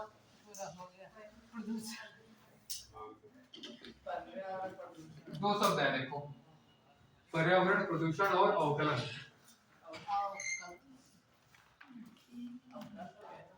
अवकलन मैथ में होता है, अवनयन ना। प्रदूषण और अवनयन, अवकलन मैथ में होता है, कैलकुलस। प्रदूषण और कौन सा? अवनयन। क्या दोनों शब्द एक ही या अलग अलग? लगभग में लगभग एक है ना। तो हम लोग क्या याद रखें? प्रदूषण क्या होता है? मानवीय हस्तक्षेप से, मानवीय हस्तक्षेप से, है ना। और कहाँ? स्थानीय स्तर पर या क्षेत्र विशेष में या सीमित क्षेत्र में। क्या हो जाए? सीमित क्षेत्र। सीमित क्षेत्र के पर्यावरण की गुणवत्ता में जब ह्रास हो, है ना, मानवीय गतिविधि के कारण सीमित क्षेत्र के पर्यावरण में, पर्यावरण की गुणवत्ता में क्या हो जाए? ह्रास हो जाए, तो उसे क्या कहते हैं? प्रदूषण कहते हैं। बात समझ गए ना। मानवीय हस्तक्षेप के कारण सीमित क्षेत्रों में पर्यावरण की गुणवत्ता में क्या हो जाए? ह्रास हो जाए, तो उसे क्या कहते हैं? प्रदूषण। जब हम अवनयन की बात करते हैं तो इसमें दोनों आ जाएंगे, मानव भी आ जाएगा और कौन? प्रकृति। मानव और प्रकृति दोनों के कारण, और इनका क्षेत्र क्या होगा? व्यापक। जब व्यापक क्षेत्र में पर्यावरण की गुणवत्ता में ह्रास होगा तो उसे हम लोग क्या बोलेंगे? पर्यावरण अवनयन। हम लोग को पढ़ना ज्यादातर यही होता है, अवनयन। हम लोग प्रदूषण को, इसको क्या करेंगे? जैसे इसको गंदा कर दो, इस कैंपस को क्या कर दो? गंदा कर दो, तो इसको बोला जाएगा प्रदूषित। हम लोग बेसिकली पढ़ते क्या है? अवनयन ही पढ़ते हैं, ठीक है ना। हम लोग व्यापक क्षेत्र में पढ़ते हैं, पूरे विश्व को समाहित करते पढ़ते हैं। तो दो लाइनें लिख लो, पर्यावरण प्रदूषण और पर्यावरण अवनयन। पर्यावरण प्रदूषण और पर्यावरण अवनयन। प्रदूषण में क्या लिखोगे? मानवीय, और स्थानीय स्तर मानवीय, हाँ, मानवीय गतिविधि या हस्तक्षेप के कारण, मानवीय गतिविधि के कारण सीमित क्षेत्र, सीमित क्षेत्र, सीमित क्षेत्र के पर्यावरण में होने वाला ह्रास, के पर्यावरण में होने वाला ह्रास।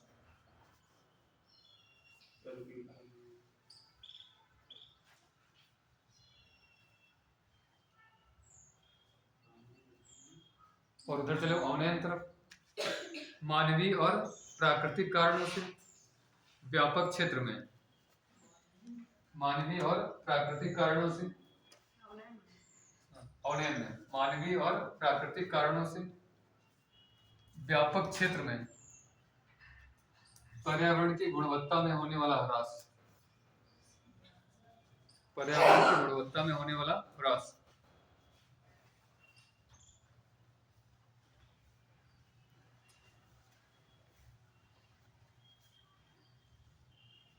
ह्रास।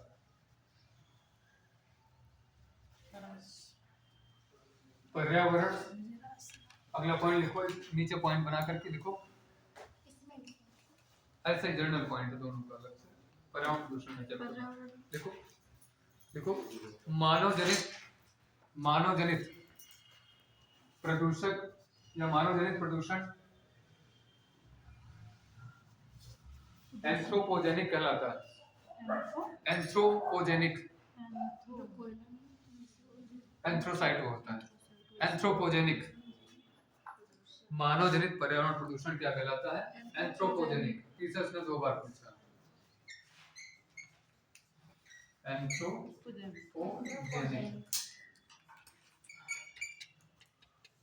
एंथ्रोपोजेनिक लिख लेना ये वाला शब्द। अगला लिखो, प्रदूषण करने वाले कारक, प्रदूषण करने वाले कारक प्रदूषक कहलाते हैं। पॉल्यूटेंट, हाँ, प्रदूषण करने वाले कारक प्रदूषक कहलाते हैं।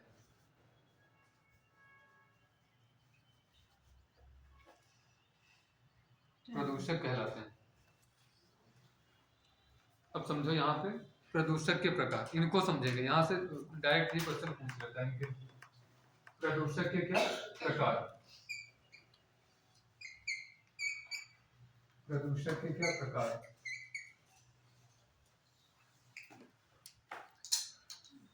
पहला हम लोग बताएं अवस्था के आधार पे। तो विज्ञान में कितनी अवस्थाएं बताएगी? 4। हम लोग 3 सामान्यता रखे, वैसे तो 5 हो चुकी है ना, 5 हो चुकी, ठीक है। हाँ, अभी वो आइंस्टीन कंडेंसेट अवस्था है, ठीक। हम लोग भी 3 ही पे रहे हैं। हाँ, सामान्यता 3 देखो, देखिए बता रहे हैं, मुख्यतः 3 होती है।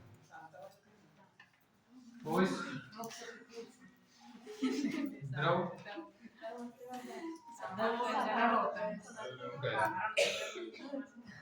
इधर देखो। अच्छा चलो ठीक। अब प्रदूषक हम लोग देखेंगे थोड़ा सा, ठीक है ना। अवस्था के आधार पे तो ठोस में किसको किसको हम लोग रखें? एक पीएम कण सुना होगा, पार्टिकुलर मैटर, पीएम कण है ना, ये ठोस अवस्था में प्रदूषण करते हैं ना। एक और देखो रहता फ्लाई एश, हाँ फ्लाई एश, फ्लाई एश, ठीक है ना, पीएम कण, एरोसॉल, ये दोनों में आ जाता है वैसे, ठोस और द्रव दोनों में आता है। एरोसॉल, पीएम कण, fly ash, aerosol.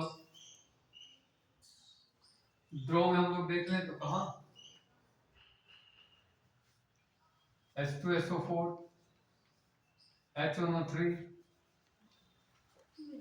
HNO3,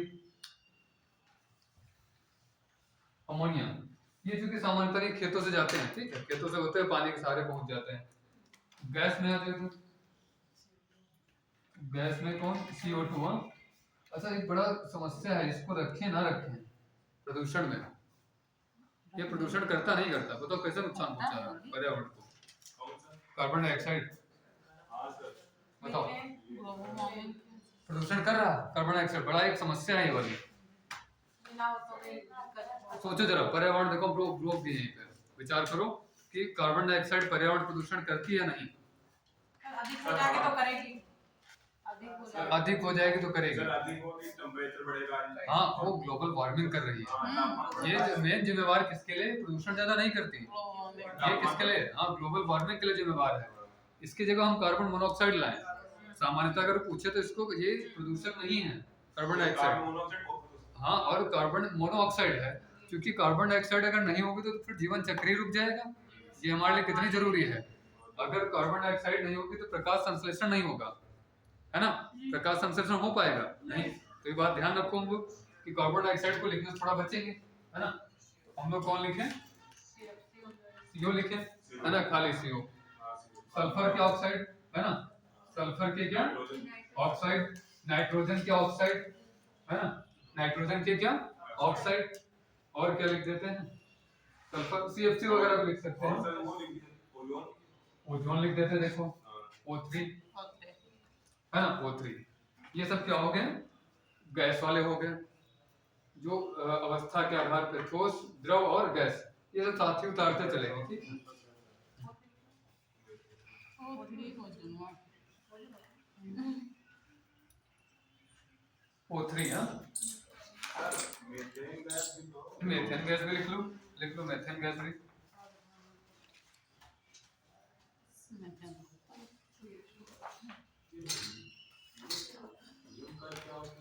PM particular matter, जो कण होते हैं, ठोस कण होते हैं, PM का।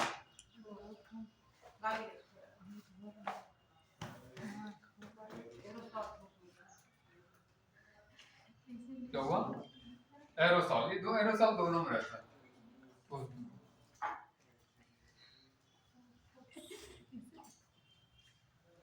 लिख लेना। सर जीवों का विकास करने से पहले प्रकृति ने बहुत कुछ सोचा होगा कि क्या क्या इनको आवश्यकता पड़ेगी। बिल्कुल सोचा होगा, सोचो, इसलिए तो हम कहते हैं कि सबसे बड़ा वैज्ञानिक कौन, भगवान ईश्वर है ना, उससे बड़ा कोई वैज्ञानिक नहीं, अल्लाह पाक। इसमें एक ही मानो, ठीक है। हम जब हम मतलब मैच्योर लोग हैं तो हम लोग क्या कि अब ये सब चीजों को नहीं माने। राजा राम मोहन राय का नाम सुना है, सुना है, पढ़ा है। कौन व्यक्ति, कौन सा? राजा राम मोहन राय। जी सर क्या क्या थे, ब्रह्म समाज। और वो एक ईश्वरवादी थे, एक ईश्वरवादी थे। क्या करते थे, समाज कार्य के लिए, हिंदू विश्वविद्यालय हिंदू बहुत विश्वविद्यालय, कार्य किए उन्होंने और सामाजिक कार्यकर्ता थे, दार्शनिक थे, सब दार्शनिक थे। सबसे अच्छी बात देखो उन्होंने क्या किया था कि उन्होंने एक कॉन्सेप्ट कौन सा दिया था, एकेश्वरवादियों वाला, एकेश्वरवाद, और मूर्ति पूजा का भी उन्होंने विरोध किया था। ईश्वर का कोई आकार थोड़ी है, उन्होंने इसको अवॉइड किया था। और फिर उन्होंने ईसा मसीह वाला जो कॉन्सेप्ट था उस पे देखो, ए गिफ्ट टू मोनोथेइस्टिक किताब लिख के दी थी, है ना, इन्हीं की किताब फारसी भाषा वो में। सभी धर्मों की उन्होंने हाँ। आलोचना की, बौद्ध धर्म की भी आलोचना क्या थी कि आडंबर था वो। आडंबर था। उन्होंने जितने सर धर्मों में, आलोचना अच्छी होती है। आलोचना ठीक होती है, विकास के लिए यही चाहिए होता है। मतलब हर चीज को अपने तारीफ इसमें तारीफ तो करके आपको सोचना विकास के चाहिए। लिए थोड़ी होगी। चलो फिर हम सर नहीं, एक और पॉइंट है। हाँ। दयानंद सरस्वती ने तो भी वेदों को पढ़ा था, उनके बाद देखो दयानंद सरस्वती इनके थोड़ा अपोजिट थे, अपोजिट थे ना सर। इनके अपोजिट थे। दयानंद सरस्वती जी का मानना था कि सारा कुछ ज्ञान हमारे पास है। इन्होंने कहा था कि सब अपने दरवाजे खोलो, इन्होंने क्या कहा था, अपने सारे दरवाजे, खिड़की दरवाजे खोल दो, जिधर से जो अच्छी बातें हैं उधर से आने दो। उन्होंने कहा था ऐसा नहीं पश्चिम में सब कुछ खराबी है। जी जी उन्होंने एक और स्टेटमेंट दिया था कि यदि ब्रिटिश गवर्नमेंट भारत को अंधकारमय रखना चाहे, भारतीयों को अंधकारमय रखना चाहे, तो वो ये वाली शिक्षा दे, वेदों वाली परंपरागत शिक्षा दे। अगर वास्तव में चाहती है ब्रिटिश गवर्नमेंट के भारत का उद्धार करना, तो उसे विज्ञान वाली शिक्षा देनी चाहिए, तर्क वाली शिक्षा देनी चाहिए। इन्हीं की वकालत थी। जब वो एक आप पढ़े होंगे, देखो उधर शिक्षा पे 10 लाख रुपए 1 लाख रुपए खर्च करने के बाद में जो नहीं वो पहले खोज नहीं पाया। चार्टर एक्ट 1813 आया, लेकिन वो हुआ नहीं। 33 में 10 लाख हुआ। और उसी के बीच में आ गया था ना आंग्ल प्राच्य विवाद वाला, उसी समय राजा राम मोहन राय का स्टेटमेंट अलग सर, थे। उनकी महानता उनसे कम थोड़ा ना है। इसकी दयानंद सरस्वती जी अपने आप में है, एकदम के कारण बस। लेकिन कुछ चीजें देखो उनकी बहुत अच्छी है। उनका स्टेटमेंट अगर हमको ध्यान रखना है तो सुशासन वाला याद रखो, इतना बढ़िया कॉन्सेप्ट दिए थे कि विदेशी शासन कितना भी अच्छा हो, लेकिन वो सुशासन का स्थानापन्न नहीं हो सकता, किसी का भी हो। तो सबके अपने अपने कार्य हैं। हो सकता है कुछ अपना, उनकी अपनी मान्यताएं थी कि सब कुछ वेद में है, थोड़ा सा होंगे। चलो सबको हम लोग फिर वही घूम के चले ना राजा राम मोहन राय पे, कि अपने सारे खिड़की दरवाजे खुले रखो, जहां से जिससे अच्छी चीजें मिले वो ग्रहण कर लो, बाकी अवॉइड, है ना। अगला देखो उसके बाद में स्वरूप के आधार पर एक और लिखो छोटा सा, स्वरूप के आधार पर।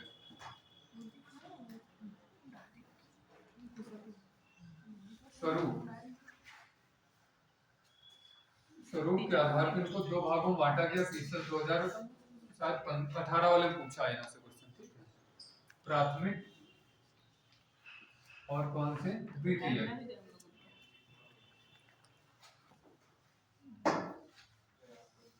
द्वितीयक, प्राथमिक और द्वितीयक। प्राथमिक वे प्रदूषक होंगे जो जिस अवस्था में मुक्त होते हैं उसी अवस्था में प्रदूषण करने लगे। जैसे कौन, कार्बन मोनोऑक्साइड, जिसमें होती है उसे प्रदूषण करने लगती है ना। और देखो सल्फर डाइऑक्साइड, है ना, सल्फर डाइऑक्साइड। मीथेन फिर उसके बाद में देख लो कौन सा है, मीथेन भी मीथेन है।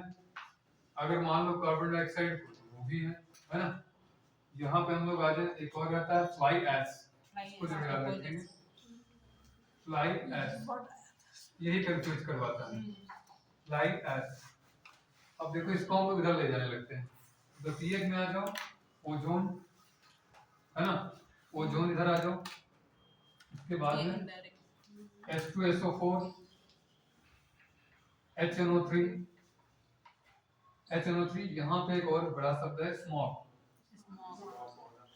है ना, स्मॉग, स्मॉग, ये अलग शब्द है, बड़ा टेक्निकल शब्द है, पूछा था, आगे बताया जाएगा। H2SO4 और एक और है पैन,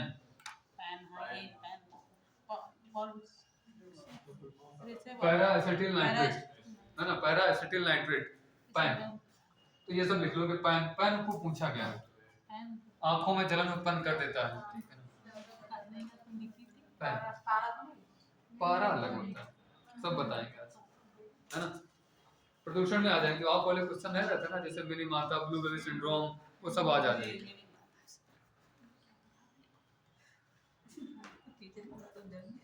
लिख लेना ये वाला, लिखते चलो थोड़ा थोड़ा, फिर अभी मेन अभी आएगा।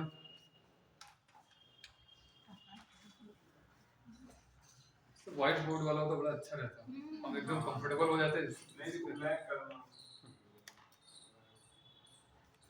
क्या कैमरा भी लगा रखी है? हाँ बिल्कुल लगे होंगे। चल बोले ना नहीं चल रहा है ये जो कैमरा आपने- चलता है, वर्क नहीं करता। सर ये आपने बताते सब वायु वाले बताए, हमको जल में भी कुछ प्रदूषण होते हैं। हाँ हाँ, वो सब भी वायु वाले बताए। जल वाले नहीं बताए जा रहे। जल वाले देखो कौन से हैं, आर्सेनिक है, पारा है, सब आएंगे। पहले देखो, उसके बाद में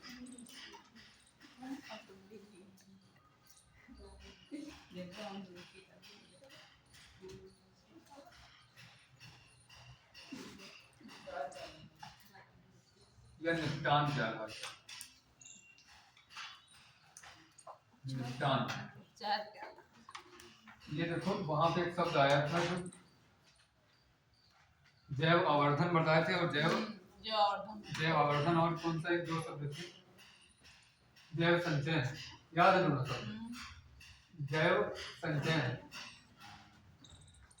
और जैव आवर्धन, बायो एक्यूमुलेशन और ये बायो मैग्निफिकेशन। इसमें सर आपने वो बताए थे केमिकल वगैरह वो पढ़ते हैं जिंक आवर्धन अभी जब पूछेंगे तो यहाँ पे थे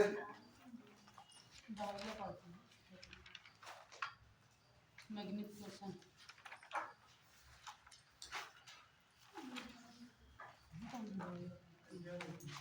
कीटनाशक,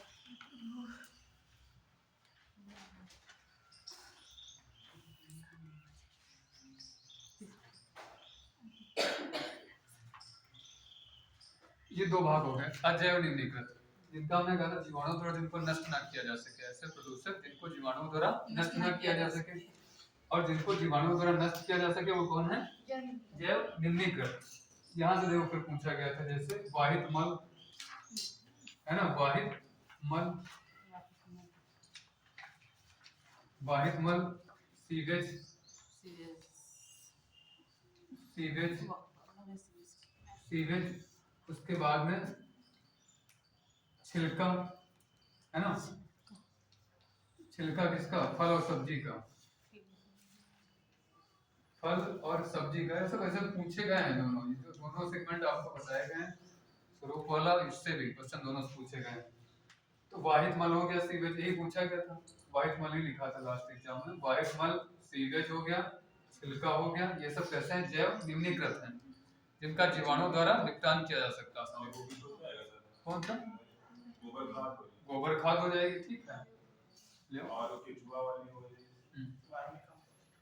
वर्मी कंपोस्ट खाद, गोबर, गोबर, ठीक है ना। तो वाहित मल में हम लोग ले आएंगे, ठीक है, वो है उन्हीं का मलय, ठीक है। तो अगला देखो अजैव निम्नीकृत, इसमें देख लो हम लोग जैसे आर्सेनिक है, पारा है, ये सब क्या इनका नुकसान नहीं किया जा सकता। आर्सेनिक,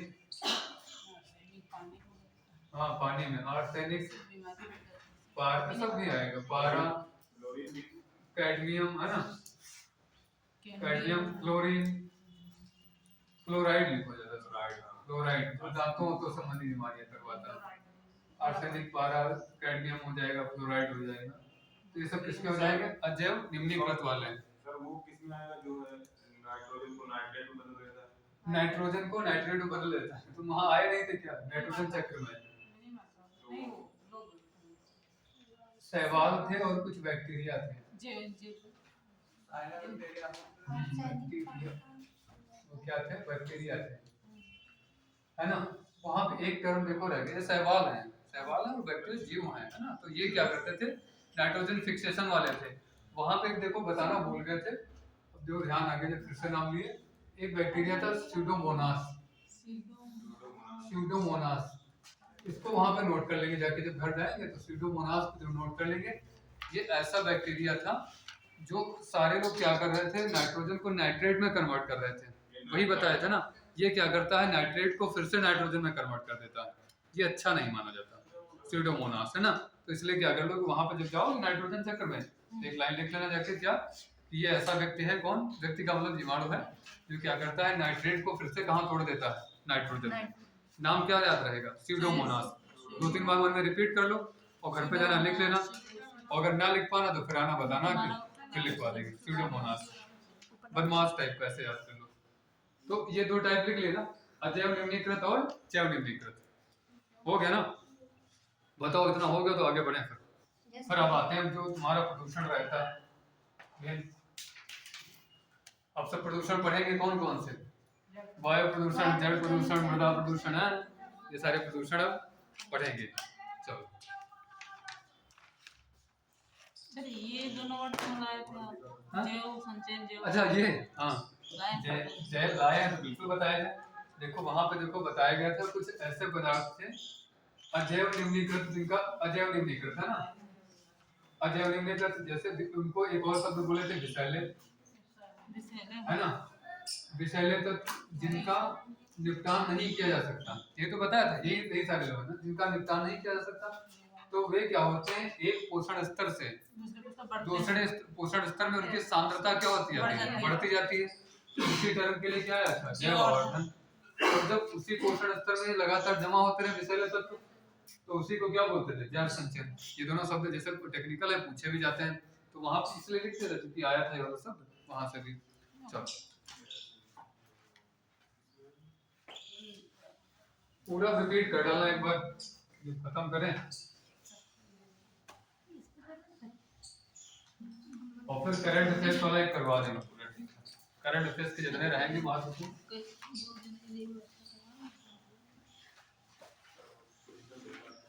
हाँ भैया 5 क्वेश्चन नहीं लाते हैं इस बार नहीं लाए। ये लोग तो जहाँ थे ना डेली लाते थे, जो क्लास होती थी वही क्लास में करवा देते थे। आज अच्छे लगते थे, आज है नहीं क्योंकि कुछ व्यवस्थाएं नहीं, इससे चलाए। कल भेजेंगे, अभी जब क्लास के बाद जब जाओगे तो अपने आप कर लेना, जाके हम भेज देंगे, अपने आप कर लेना। फिर कल बताना कि किताब मत देखना, लेकिन कॉपी मत देखना, अपने आप कर लेना। फिर बताना कि देखो ये वाला सही किया, हम बता देंगे यहाँ पे उत्तर सारे, ठीक है, या उत्तर ही भी भेज देंगे बाद में। अब देखिए हम पहला वाला प्रदूषण देखते, कौन सा, वायु वाला। बड़ा समस्याएं चल रही वायु प्रदूषण की। वायु प्रदूषण है ना, वायु प्रदूषण क्या हुआ, वायु प्रदूषण। चलो वायु प्रदूषण क्या परिभाषा, सामान्य सी परिभाषा क्या, जैसे हमको पता है वायुमंडल, वायु प्रदूषण कहाँ पे होगा, वायुमंडल अवांछित, बढ़िया शब्द है वायुमंडल। क्योंकि जीवन देखो किस पे निर्भर है, वायुमंडल पे, है ना। क्योंकि इसी से हम क्या करते हैं, श्वसन, वायुमंडल से क्या करता है, श्वसन करता है। यही किसके लिए जो व्यवहार है, प्रकाश संश्लेषण के लिए। कौन है, प्रकाश संश्लेषण के लिए जो व्यवहार है, पृथ्वी का तापमान सुरक्षा कवच है। पृथ्वी का क्या है? सुरक्षा कवच, है ना। एक और क्या कह सकते हैं, पृथ्वी के लिए ग्रीन हाउस का प्रभाव, ग्रीन हाउस का काम करता है कौन? वायुमंडल, है ना। पृथ्वी के लिए क्या ग्रीन हाउस का काम करता है। उसके बाद में पराबैंगनी विकिरण से बचाता है, पराबैंगनी विकिरण से बचाता है। तो इतने सारे काम कर रहा है कौन? वायुमंडल। तो इसका एक अपना कंपोजिशन था, है ना। इसमें हर एक तत्व की एक निश्चित मात्रा है ना, जो पहले से प्रकृति ने बना रखी है। प्रकृति ने इसमें क्या, वायुमंडल में हर एक तत्व की एक निश्चित मात्रा बना रखी है ना। क्या हो गया? नाइट्रोजन लगभग 21% कौन हो गया? ऑक्सीजन। 9-3% क्या हो गया? आर्गन, है ना। और हम लोग इसको याद रखें 0.03% कार्बन डाइऑक्साइड। इसके अलावा और भी सारे हैं, है ना। तो हम लोग इनमें इनकी एक फिक्स मात्रा रहती है। थोड़ी बहुत अगर बढ़ी घटी तो भी क्या हो सकता है, समस्याएं हो सकती हैं। तो इसलिए वायुमंडल जरूरी है। तब इन्हीं वायुमंडल के इन्हीं तत्वों में या वायु के इन्हीं तत्वों में जब कोई अवांछित परिवर्तन हो जाए, अवांछित कौन? जिसकी जो हमारे लिए ठीक ना हो, हमारी इच्छा जिसके लिए नहीं थी, वो जब चेंज हो जाए तो उसको हम क्या बोलते हैं? अवांछित परिवर्तन। हाँ, श्वास लेते हैं सारी गैसें जाती है। इसमें नुकसानदायक नहीं, ओजोन वगैरह बता तो रहा, नुकसानदायक जाती हैं। अभी एक दिन और बताया था, यही तो समस्या हुई थी। एक दिन हम बोले थे वहां पे, जब बता रहे थे तो हमको लगता था कि श्वसन में हम केवल ऑक्सीजन लेते हैं, ऐसा दिमाग में चलता है ना। तो ऑक्सीजन केवल नहीं लेते, हम क्या ले रहे होते हैं? हम वायु ले रहे होते हैं, है ना। वायु ले रहे होते हैं। ऑक्सीजन एक तत्व है, वायु क्या है? मिक्सचर। तो हम क्या ले रहे होते हैं? वायु। क्योंकि हमने कहा था कि ऑक्सीजन इतना वो होता है, शुष्क होता है कि अगर खाली ऑक्सीजन कर दिया जाए ना तो नाक वाक सब फट जाएगी, इसीलिए है ना। उसमें मिलाया जाता है सब। तो नाइट्रोजन की सोचो कितनी मात्रा जा रही है वहां पे, 78% जा रही है ना। नाइट्रोजन, इसी को कंट्रोल करने के लिए कौन जाता है? नाइट्रोजन जाता है। तो वहां पे जो बताया गया। और देखो एक और बात याद रखो कि ज्वलनशील गैस कौन सी? जब तक ऑक्सीजन अगर प्रेजेंट नहीं होगा तो कोई वस्तु जल ही नहीं सकती। दहन के लिए संभव जरूरी कौन होता है? ऑक्सीजन होना बहुत जरूरी है। इसलिए हम लोग क्या लेते हैं? वायु का मिक्सचर लेते हैं श्वसन में। और फिर यहाँ से हम देखो एक और बात बताए थे, कौन सा? गोताखोर वाली बातें। वो हीलियम मिला के, हाँ, हीलियम वाला बता के स्टार्ट देखो कितना अच्छा था। मैं कहते हैं उसको नाइट्रोजन मिला के करते हैं। हाँ, पहले देखो नाइट्रोजन बताए भी थे, तो क्लास नहीं थे क्या? नहीं थे। तो उन्होंने कहा जो पहले क्या करते थे, गोताखोर नाइट्रोजन मिलाते थे मोटे हो जाते थे और मोटे हो जाते थे। इन लोगों को बताया था नाइट्रोजन और ऑक्सीजन। तो नाइट्रोजन क्या होता है? ज्यादा दबाव पे हमारे शरीर में घुलने लगती है, और जो नाइट्रोजन घुलेगी तो उसका हंसेंगे, हाँ, उसका एक गुण रहता है, हंसेंगे नाइट्रस ऑक्साइड से। हंसेंगे किससे? नाइट्रस ऑक्साइड से। नाइट्रोजन से क्या होने लगते थे? घुलती थी तो हमारे शरीर को चौड़ा करने लगती है, क्योंकि हाँ, नाइट्रोजन ही वायुयान जो होते हैं उनके टायरों को चौड़ा करने में काम आती है ना। नाइट्रोजन वायुयान के कुरकुरे के पैकिंग में, है ना। तो इसको वही फुलाती तो है, तो वही हमारे शरीर का होने लगता था, तो शरीर फट जाता था। इसीलिए इसका, हाँ, इसीलिए इसका देखो विकल्प बनाया गया। क्या? हीलियम लिया गया और कौन सा? ऑक्सीजन। ये हल्की गैस होती है ऑक्सीजन। इसका सब लोग कौन सा? बाकी कैसे बाहर निकालते हैं हम लोग? बाकी कैसे देखो हम लोग श्वसन करते हैं। आप कह रहे हो ओजोन नहीं जाती। ओजोन देखो कहाँ मिल रही होती है? वायुमंडल। हम लोग कहाँ पे हैं? क्षोभ मंडल के बिल्कुल नीचे हैं। और हमने कहा था इसमें 10% मिलती है ओजोन क्षोभ मंडल में, वो भी ऊपरी सीमा में, है ना। क्षोभ मंडल का विस्तार देखो बताया गया होगा आपको कितना, यही तो है क्षोभ मंडल का विस्तार। क्षोभ मंडल को परिवर्तन मंडल भी क्यों? परिवर्तन मंडल बोलेंगे। बाकी जो गैसें निकलती हैं, हाँ। CO हो गया, हाँ। कार्बन डाइऑक्साइड जैसी मात्रा में हो गई, हाँ। तो हमारे लिए नुकसानदायक नहीं, वो मिलती नहीं हवा में। तो कहाँ? ये कार्बन डाइऑक्साइड, कार्बन डाइऑक्साइड ना, ये है। अब ये देखो इनका सबका कार्बन मोनोऑक्साइड, हाँ, ये सब नुकसान करती हैं, ये सब नुकसान करती हैं। अब देखो बताएंगे कि यहाँ पे देखो कार्बन मोनोऑक्साइड का बहुत कम % मिलता है, जो मात्रा होती है उसकी है क्या, बहुत कम होती, इसलिए उतना प्रभाव नहीं दिखा पाती। इससे मात्रा क्या हो जाए अभी बताएंगे, बस थोड़ा सा सब्र करोगे तो कार्बन मोनोऑक्साइड का साइड इफेक्ट बताया जाएगा, कार्बन डाइऑक्साइड का, सल्फर के, सबके ऑक्साइड का बताया जाएगा क्या क्या रहता है। हम लोग फिलहाल ये जान के ना इन सबके लिए जरूरी है, पर अब इनमें जब क्या हो जाएगा कोई अवांछित परिवर्तन, तो उसी को हम लोग क्या करेंगे, प्रदूषण बोलेंगे। एक एक गैस करके भी लेकर चलेंगे तो देखो समझ आएगा। ये लिखवा दें, लिखो जल्दी लिखो। लिखो वायु प्रदूषण, है ना, फिर लिखो वायुमंडल की उपयोगिता, और ऐसे सारे लिख लो भाई। जिसके बारे में हम पढ़ने जा रहे हैं, किसको नुकसान हो रहा है, तो उसकी उपयोगिता तो पहले जान लें।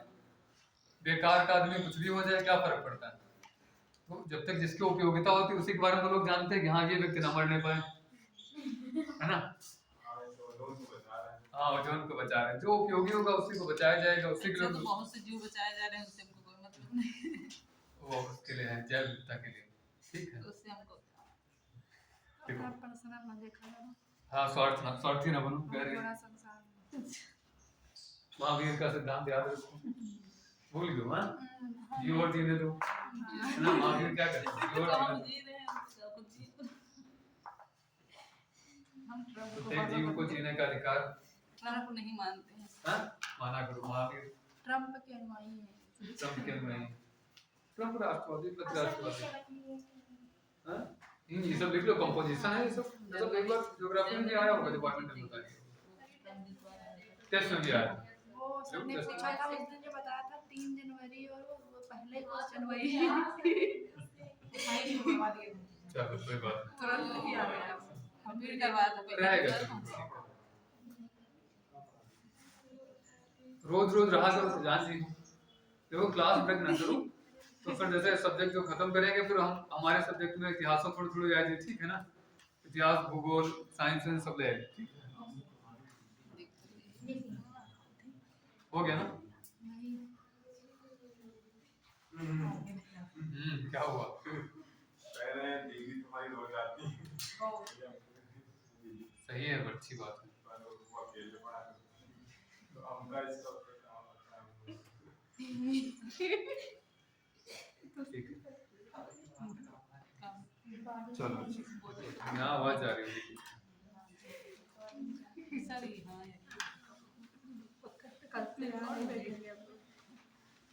एक दिन ऑफलाइन सेशन बुलाएंगे, फिर जो मन में है वो पूछना, ठीक है। जो इच्छा हो फिर कह देंगे इधर से कि एक दिन ऐसा बुलाओ। कहाँ से ऑनलाइन आ जाए। अरे मतलब आप ये रिकॉर्ड कर चल रहा है सर रिकॉर्डिंग। बाकी बहुत तो आज ऑनलाइन। तब जीवन वायुमंडल पर निर्भर करता है, क्या वायुमंडल जीवन पर निर्भर करता हो? जीवों पे निर्भर करता है, बिल्कुल सही बात है। हम लोग भी बैलेंस बनाए रखते हैं श्वसन के लिए, है ना। वायुमंडल में निर्भर करेगा हम पे, ऐसा नहीं। पूरक है, हम लोग पहले दिन बताए थे। जो पर्यावरण क्या है और मनुष्य एक दूसरे के अनुपूरक है ना। इसका मतलब वो भी हमारे ऊपर निर्भर करेगा, ठीक है ना। लेकिन फिर हम वही ना सोचने लगे कि हम सर्वशक्तिमान, चेक एंड बैलेंस वाले में रहें। अब देखो, अच्छा पहली गैस देखो यहाँ पे, पहली गैस कौन सी मिली पर्यावरण प्रदूषण में, CO। ऐसे भी लिखे दे रहे हैं कार्बन मोनोऑक्साइड, कार्बन मोनोऑक्साइड।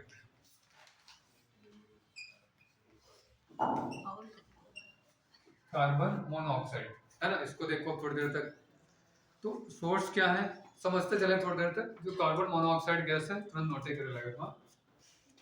इधर देखो ये क्या है, तो ईंधन का अपूर्ण दहन होता है।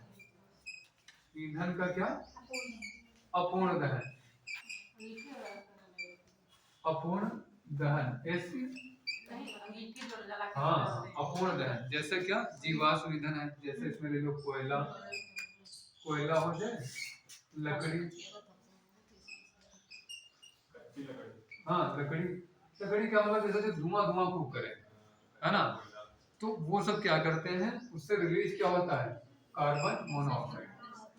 जब ईंधन के अपूर्ण दहन से उत्पन्न कौन होती है, कार्बन मोनोऑक्साइड। अब ये देखो नुकसान क्यों कर रही है, तो हमारे शरीर में क्या, रक्त में RBC होता है ना, RBC में एक मिलता है प्रोटीन HB, हीमोग्लोबिन, है ना। एक प्रोटीन मिलता है क्या, हीमोग्लोबिन। और ये काम किसका करता है, ऑक्सीजन के परिवहन का। ऑक्सीजन को कैरियर कौन कर रहा है, यही हीमोग्लोबिन कर रहा है। लेकिन ऑक्सीजन से 300 गुना ज्यादा क्रिया करने की क्षमता इसकी, कार्बन मोनोऑक्साइड की। ये इससे भी तेज क्रिया करता है, 300 गुना। किसके साथ में, हीमोग्लोबिन के साथ में। तब जब मान लेते हैं तुम ऐसी जगह पहुंच गए जहां पे कार्बन मोनोऑक्साइड की मात्रा ज्यादा है, तब ये क्या हो जाएगा, तुम्हारे शरीर में पहुंचने लगेगी सांस के माध्यम से, और इसके साथ रिएक्ट करेगी, तो बना क्या देगी, कार्बोक्सी हीमोग्लोबिन। क्या बन जाएगा, कार्बोक्सी हीमोग्लोबिन, और ये जटिल बॉन्ड होता है ना। ये क्या होता है, जटिल बॉन्ड होता है। अब जब जो हीमोग्लोबिन को ले जाना क्या चाहिए था, ऑक्सीजन, वो काम कौन सा कर रहा है, मोनोऑक्साइड लिए घूम रहा है। इसका मतलब तुम्हारे शरीर में ये कम पड़ने लगेगा, है ना, ये शरीर में कम पड़ने लगेगा। इसका मतलब क्या हो गया, ऑक्सीजन कम। हीमोग्लोबिन अगर कम तो इसका मतलब ऑक्सीजन कम।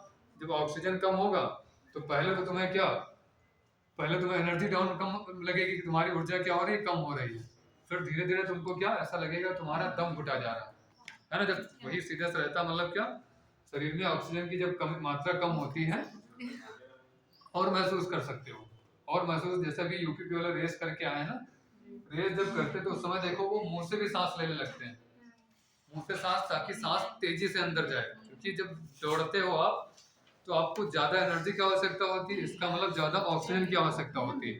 तो तेजी से ऑक्सीजन आपको मिले, इस स्थिति में क्या ऑक्सीजन मिलना बंद होता है तो धीरे धीरे क्या, पहले हम लोग क्या बेचैनी महसूस होगी हमको, और जब ज्यादा से ज्यादा मात्रा इसकी बढ़ जाएगी तो क्या हो जाएगा, दम घुटू ऐसी हो जाएगी।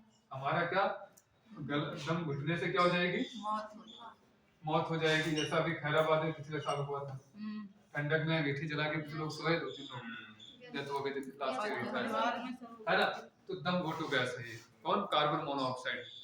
तो अभी क्या है कि कार्बन मोनोऑक्साइड याद रखे ना, बड़ा प्रदूषक है, ठीक है। तो और ये और कहाँ से निकलता है, लकड़ी के अपूर्ण दहन से, उसके साथ में क्या, परिवहन के जो साधन है, अकेले नहीं, परिवहन के जो साधन है यहाँ से भी कौन निकलती है, कार्बन मोनोऑक्साइड। तो अब देखो यहाँ पे क्या, इसका एक सब्स्टिट्यूट कौन है, कार्बन डाइऑक्साइड। तो अभी हम लोग जो BS गाड़ियां महंगी हुई हैं उसके पीछे कारण समझो, अगर इसको कार्बन मोनोऑक्साइड को हम कहाँ कन्वर्ट कर दें, कार्बन डाइऑक्साइड में, है ना। इससे कार्बन मोनोऑक्साइड को कहाँ बदल दें, कार्बन डाइऑक्साइड में। तो जो हमको नुकसान कर रही थी वो प्रकाश संश्लेषण में काम आने लगेगी। तो अब क्या हो जाएगा, कम नुकसान करेगा। दूसरा क्या, मात्रा अधिक नहीं हो जाएगी किसकी, CO2 की, पौधे हैं, प्लांटेशन बढ़ाओ। कार्बन सिंक का काम कौन करता है, ये शब्द बताए थे ना, कार्बन सिंक। क्योंकि आप ये समझो, कार्बन डाइऑक्साइड से आपकी मौत नहीं होगी, उससे क्या होगा, ग्लोबल वार्मिंग होगी, वैश्विक तापन होगा, लेकिन आपकी दम घुटने से मौत नहीं होगी। तो इससे तो अच्छा है ना, उससे एक दम घुटने से मौत हुई जा रही है। हाँ, टेक्निकल वर्ड है, कार्बन सिंक उसे कहते हैं जो कार्बन डाइऑक्साइड को क्या कर ले, सोख ले और शोषित कर ले। तो ऐसा काम कौन कर रहा होता है, शैवाल कर रहा होता है ना, शैवाल। और वेटलैंड्स को स्पेशली ना रखो, वनस्पतियों को रखो। जब भी कोई कहीं बात आएगी किसकी, जो होंगे कारक प्रकाश संश्लेषण करेंगे, वो सब किसका काम करते हैं, कार्बन सिंक का। जितने भी जीव हैं जो कर रहे हैं क्या, प्रकाश संश्लेषण, वो सब किसका काम करते हैं, कार्बन सिंक का काम करते हैं। तो हमें क्या करना है, इसको कार्बन मोनोऑक्साइड को कहाँ कन्वर्ट कर देना है, कार्बन डाइऑक्साइड में। तो इसीलिए जो देखो, जो BS6 वाले वाहन आए हैं तो इसमें एक तकनीक लाई गई है ना। BS6 वाले वाहन में एक प्लेटिनम एक धातु है, अमूल्य धातु है ना, प्लेटिनम। हाँ, प्लेटिनम। तो इसके कठोरतम है, थोड़ा कॉस्टली भी है।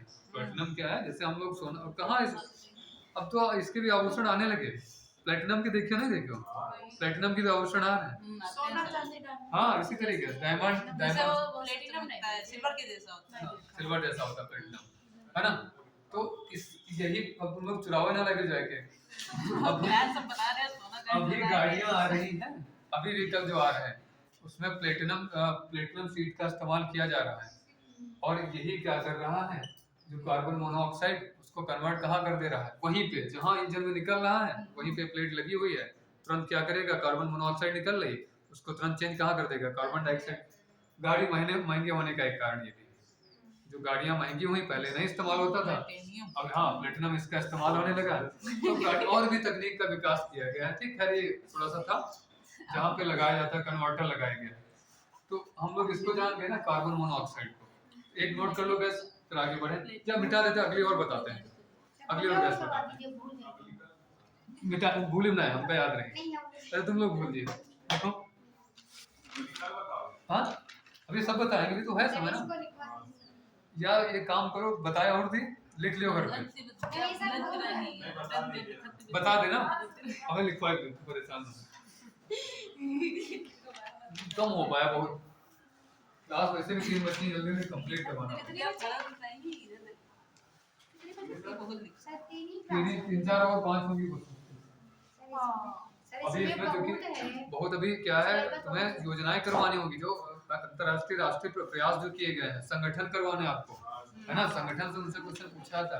हम तो ये चाह रहे थे कि पूरे साल का जो करंट अफेयर्स का सब अधिनियम पढ़ने होंगे, अधिनियम सारे करवाए जाएंगे, ठीक। अभी है 2-4 टॉपिक तो अच्छे हैं जो पूछे आते हैं, चलो तो इसलिए नोट घर पे कर लेना, हम यहाँ बता दे रहे हैं, भेज देंगे आपको, है ना, शॉर्ट नोट्स हम भेज देंगे, एक बार नोट कर लेना, ठीक है,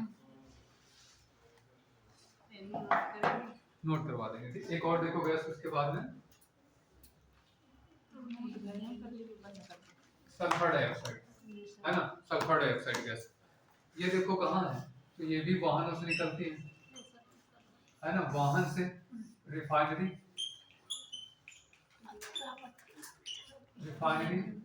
धातु निष्कर्षण,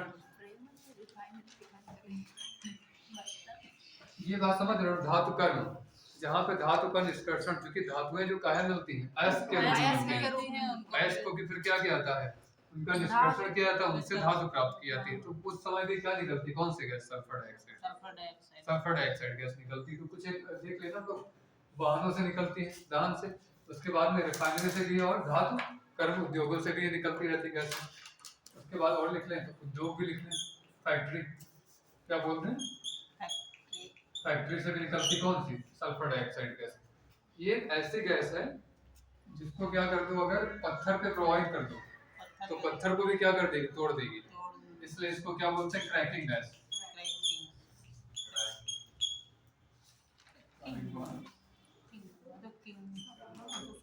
क्रैकिंग गैस, तो पत्थरों पे अगर प्रभावित करोगे तो पत्थरों को क्या कर देगी, तोड़ देगी, इसलिए इसको क्या बोलते हैं, क्रैकिंग गैस।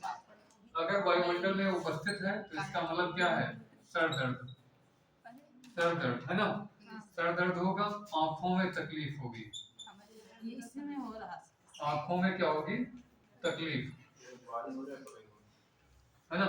और जो कार्बन मोनोऑक्साइड था उससे व्यक्ति चिड़चिड़ा भी हो जाता है। देखो ये लोग जो ट्रैफिक पुलिस वाले लोग हैं ना, ये खूब आपको चिड़चिड़े मिलेंगे, इनका सर दर्द अक्सर का शाम होते होते इनका सर दर्द होने लगेगा, ठीक, क्योंकि बेचारे हमेशा कहाँ रहते हैं, वही सल्फर डाइऑक्साइड, वही कार्बन मोनोऑक्साइड, एक आगे आएगा लेड, अभी आएगा थोड़ी देर में लेड आएगा, ठीक है ना। तो ये सब, हाँ, सीसा, तो ये सब क्या करवाने लगते हैं, सर दर्द करवाने लगते हैं, कौन से, सल्फर डाइऑक्साइड गैस। कुछ एक सोर्स याद कर लेंगे, प्रभाव क्या डालते हैं वो याद कर लेंगे, और इसको और क्या नाम है, क्रैकिंग गैस से बोलते हैं।